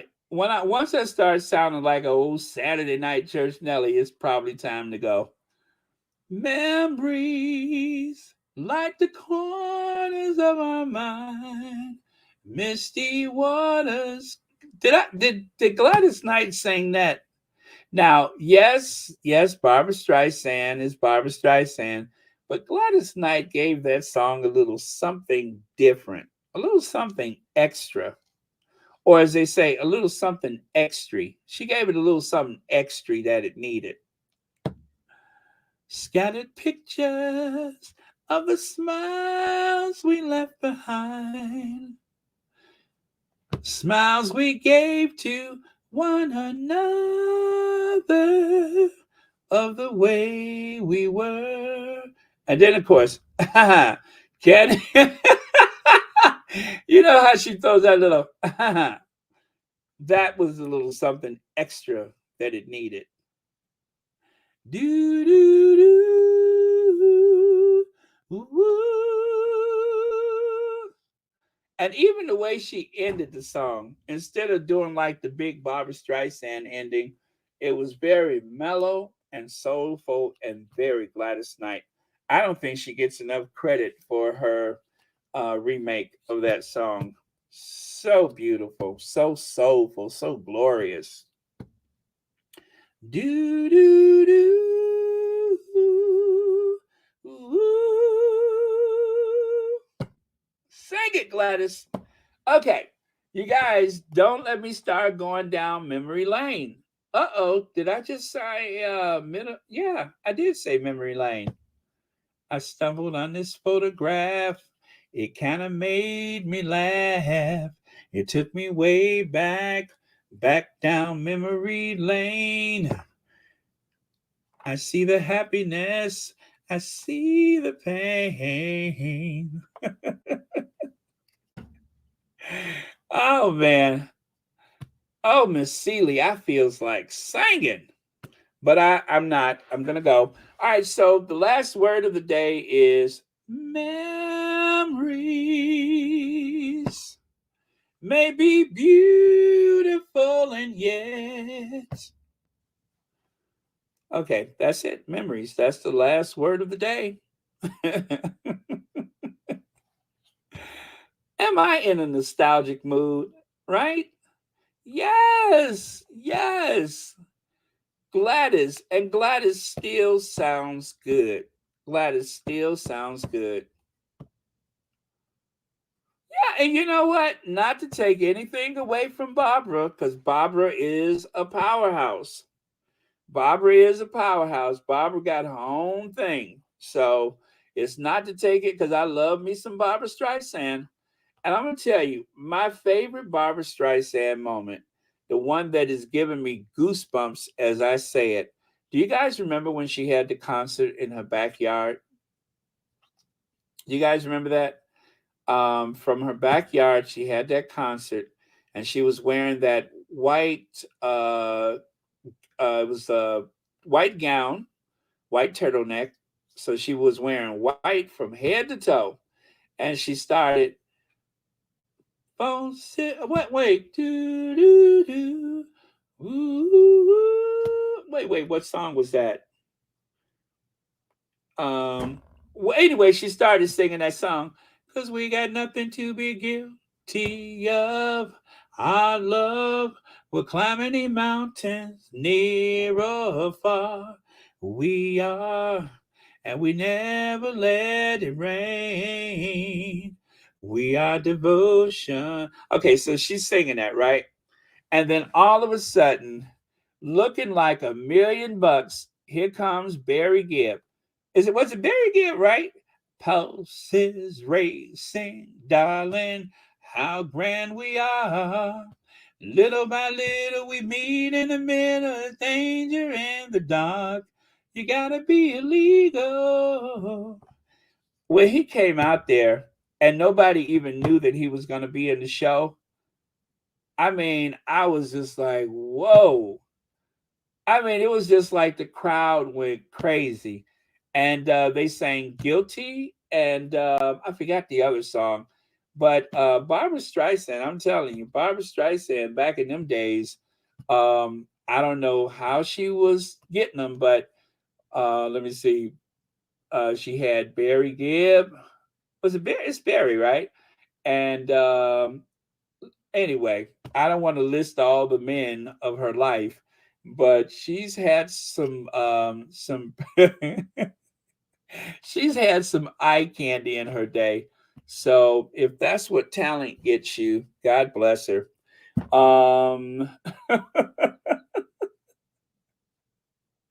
I mean, I know Barbara can sing, but what else is she good at? Must be something. Must be something.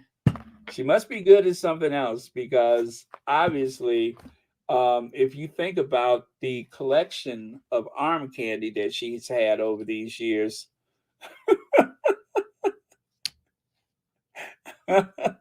when you think of some of the, you know what I'm saying, some of the choices, and I think her last one was what, Don Johnson. I mean, so she's had quite a list of companions. Nothing to be embarrassed about, I tell you that much. But okay, so that was a nice little stroll down memory lane.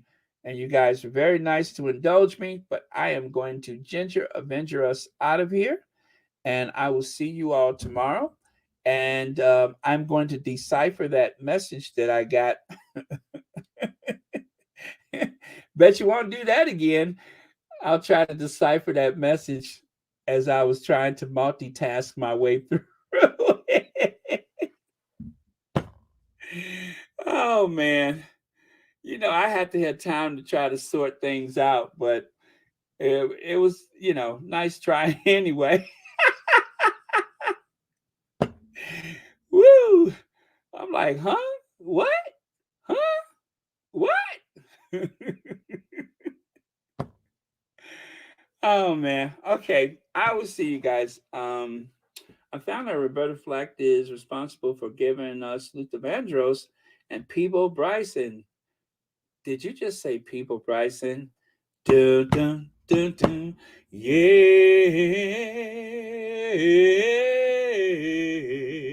Whoa. Close your eyes and out. Man, what does he say? Oh man, I forgot the words. But yeah, Peebo Bryson, what a powerful singer. Peebo Bryson, now that is what you call a crooner. Not to take nothing from Luther, but Peebo Bryson? I mean, people used to throw down. Peebo Bryson used to throw down back in the day. Now, I ain't heard from him in years, but yeah. Dun, dun, dun, yeah. Whoa. I'm like, come on, Peebo, Peebo.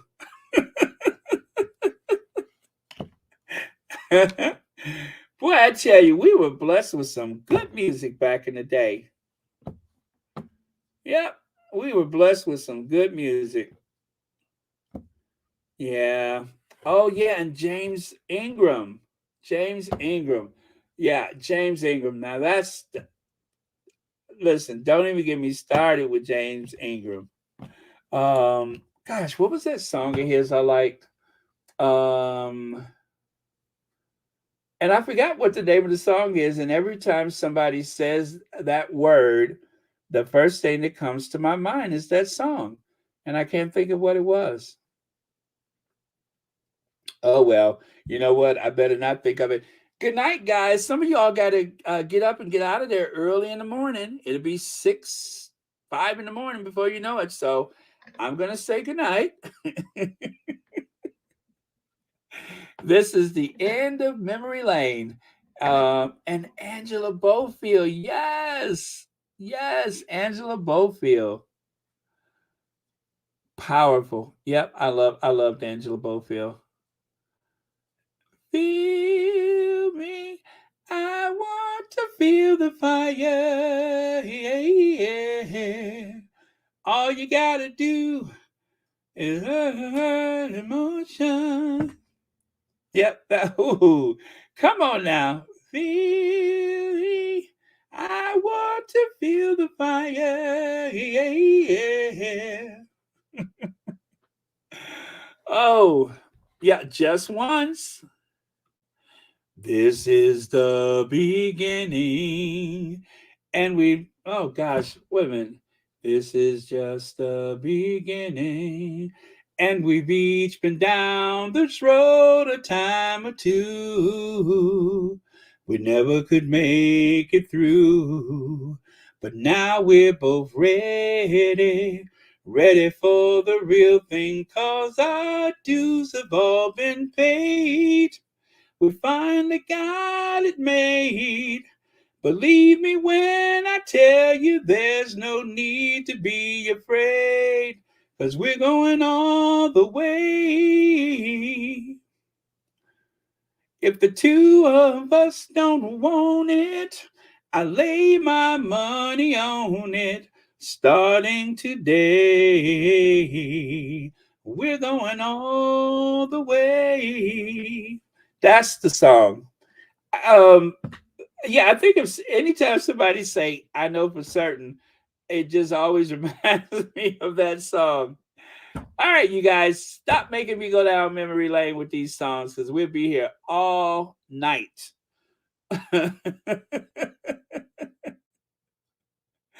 And we got stuff to do tomorrow. So, yes, old school. That's me, old school. All right. Good night, everybody. Love you guys. And I will see you all tomorrow. Let's Ginger Avenger, and we'll do it all over again tomorrow. And hopefully we won't have to see that grinning hyena again for about 30, 60 to 90 days. Hopefully we don't have to see her for 30, 60 to 90 days, because I'm just about sick of her. You hear me? Sick! I'm sick of her.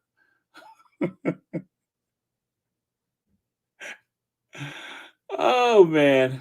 Just sick. Sick of her. All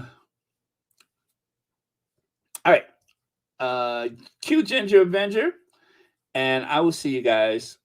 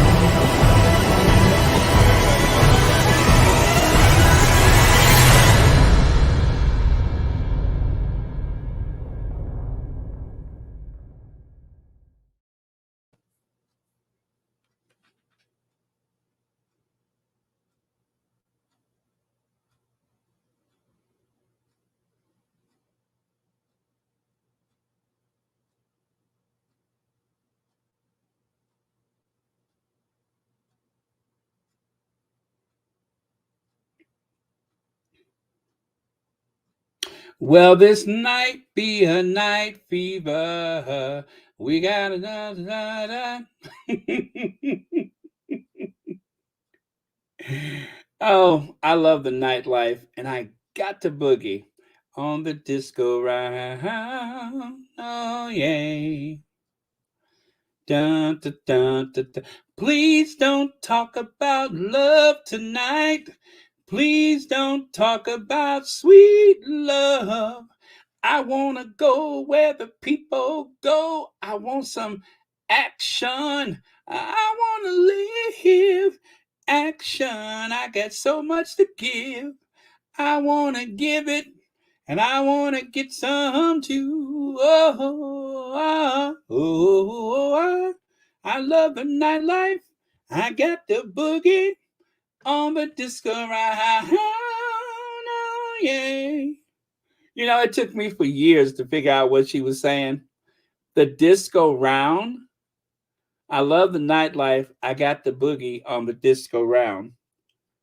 You know, the little stage, the little dance round thing. Yeah, the disco round. Yeah, I am really showing my age now. But I do love the nightlife, and I got the boogie.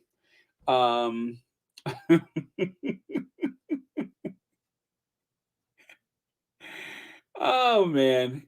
All you had to do was call it disco and it would sell. Anything that was this, but I like disco music. That was fun, right?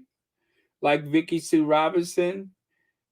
Turn the beat around, turn it around to feel percussion. My.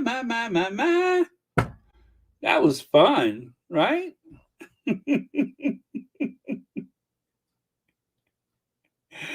Oh man. All right, let's go. Let's go. I haven't been on a cruise ship before. Oh, turn the beat around. Turn it around. I used to go to disco night at this one club. I used to love disco night. That was so much fun. People would be in bell bottoms and stuff like that. Disco night. Let me see. Oh, Donna Summers, the queen of disco. Yeah, she was a disco queen. Donna Summers rather. Yeah. Poor Donna Summers, and she had a very distinctive voice. You know, I liked I loved her voice.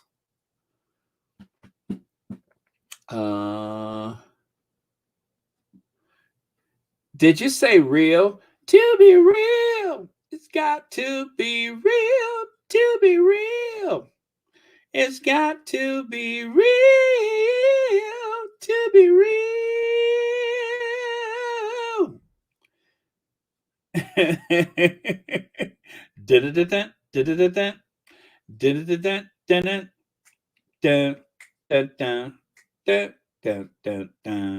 What you find now?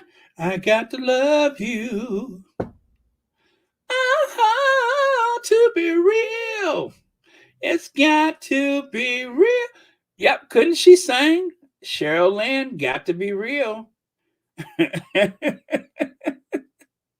Cheryl Lynn, to be real. Yes, I haven't been on a cruise before. Yep, I have not. And I keep saying that I'm going to, but I don't know. I just hadn't got around to it. You know, so much of my travel is focused on architecture. So that's my first love. And that's why I haven't been on a cruise before. But one of these days, I'll do a cruise. But I've only just taken my first tropical vacation in 2019. I'd never really done a tropical vacation. And I think I went to Cancun and I went to Hawaii. And that was the first time I had really had like a proper tropical vacation. So, but before that, I wasn't interested. I just wanted to see my architecture. But yeah, to be real, she works hard for the money. So hard for it, honey. But dun, dun, dun. She worked hard for the money, so you better treat her right.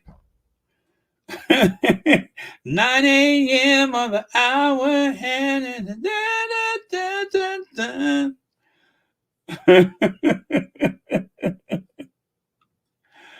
oh yeah, love ballad. Oh man, LTD. And Jeffrey Osborne, just so that we're clear, he was the lead singer, right? That's what made LTD good, was Jeffrey Osborne. Every time I move, I lose. When I look, I'm being abused. Every time I turn around, back in love again. Uptight, I'm in love again. Seems like I'm back in love. Yeah. Oh, yeah. This is just the beginning. Wait, is that on the wings of love? Okay, is that a different song? Look at the two of us together flying high. We're flying high upon the wings of love.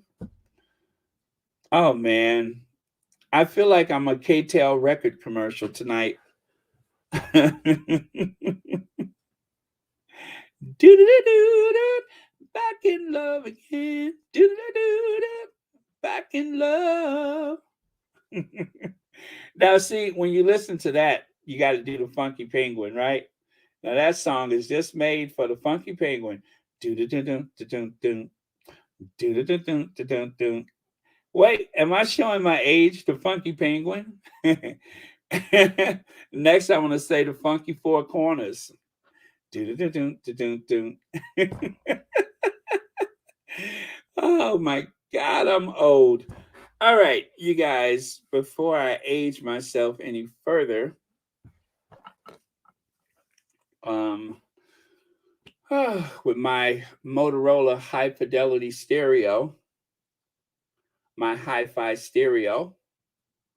We used to have one of those old Motorola stereos with the reel-to-reel tape deck and all that kind of stuff. Oh my God, I love that thing. A reel-to-reel tape deck. Now, you know you old when you got music on a reel-to-reel tape deck. You record it from the LP or the 45, and it goes on that reel-to-reel, and then that way you could have hours of nonstop music. Fun times. Yes, the Funky Penguin. Come on. The Funky Penguin. Do-do-do-do. Back in love again.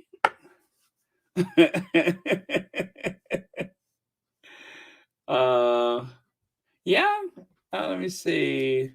My favorite part, architecture, Caribbean architecture. Most of it is European anyway. Caracal specifically. Okay. Have a karaoke night. Oh man, I have seen some amazing spaces in my day. And sometimes when I think about it or look through my old photos, I'm like, I cannot believe I've been there. I went to the Sagrada Familia in Barcelona.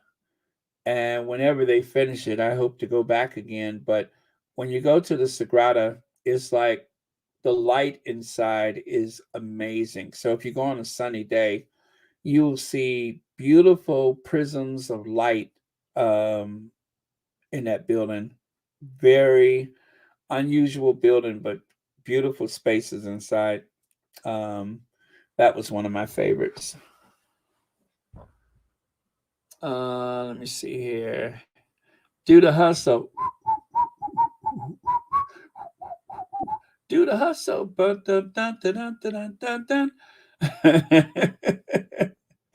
Or truck stop.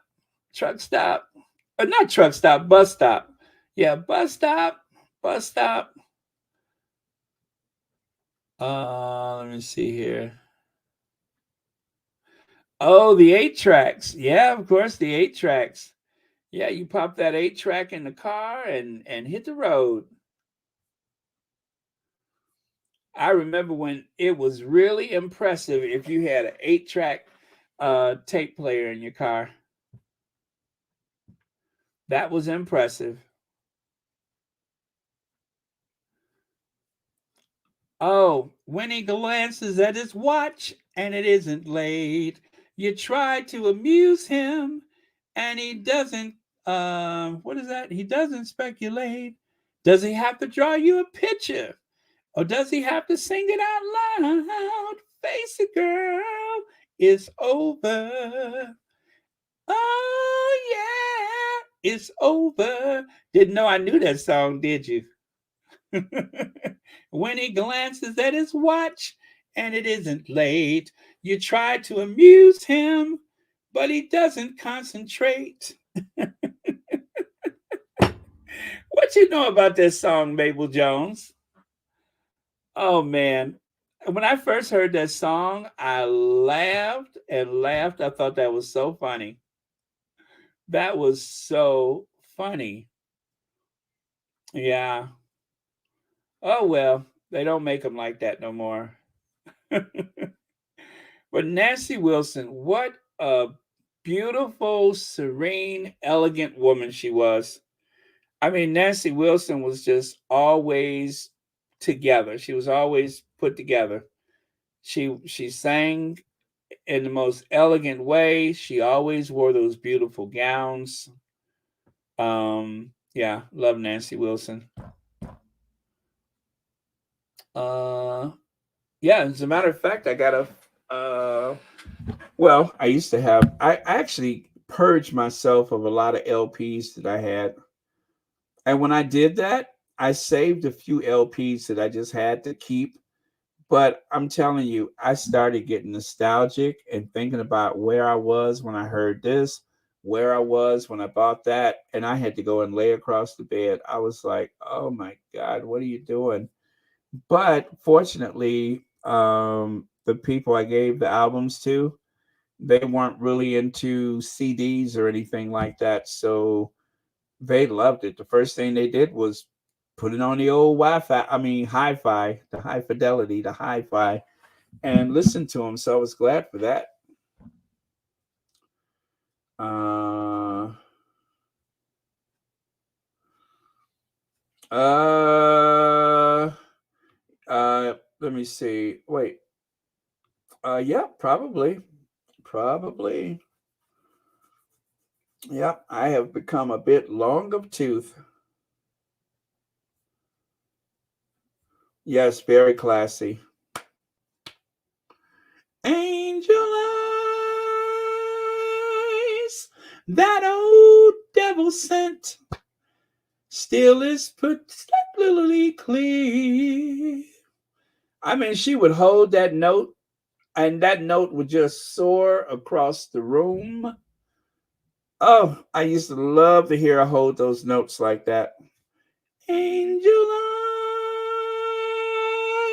eyes, that old devil scent, and still it's uncommonly clear.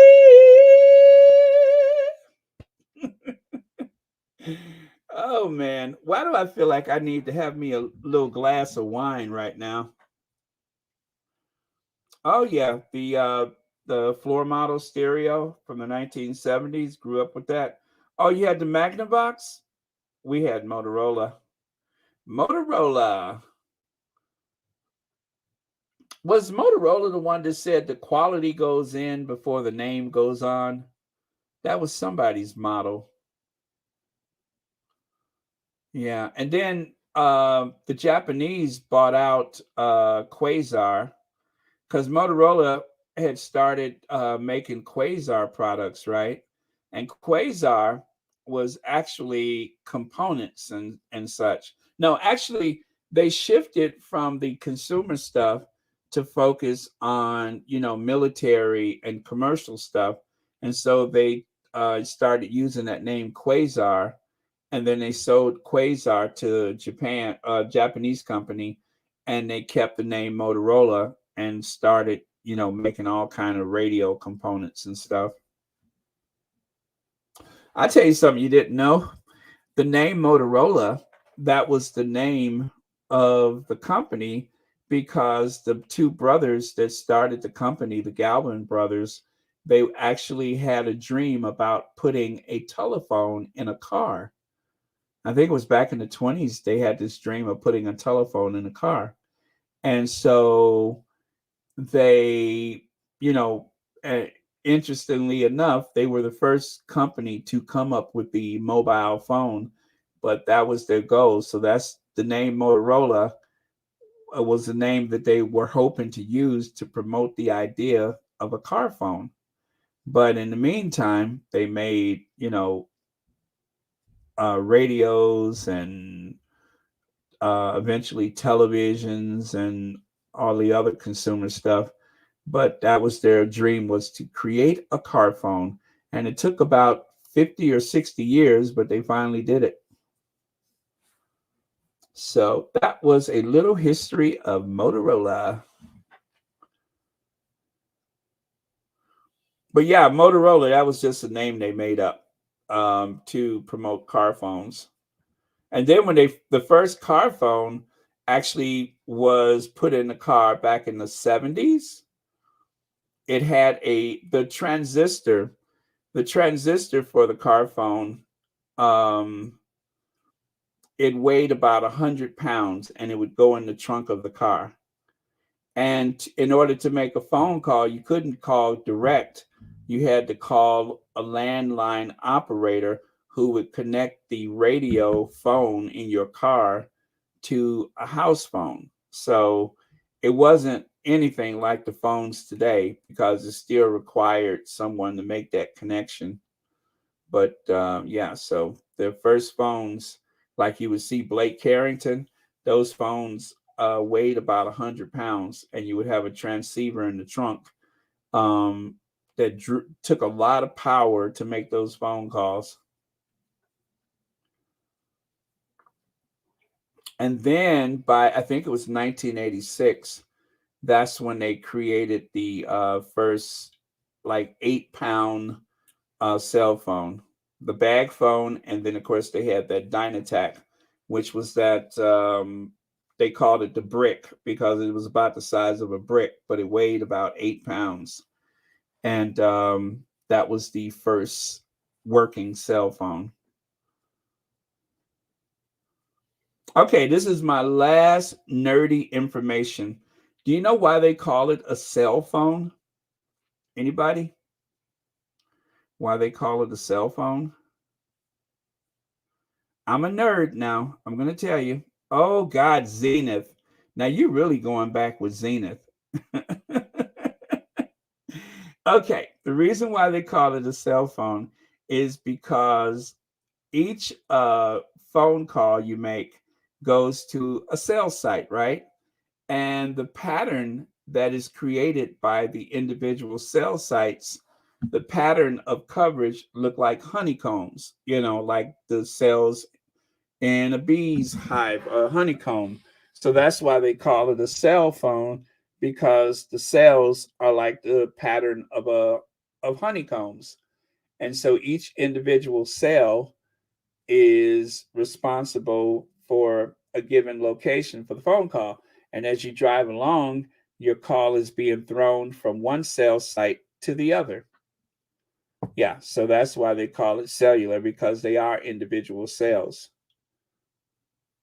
And that's how they locate you, is because your phone is a transistor and a receiver, right?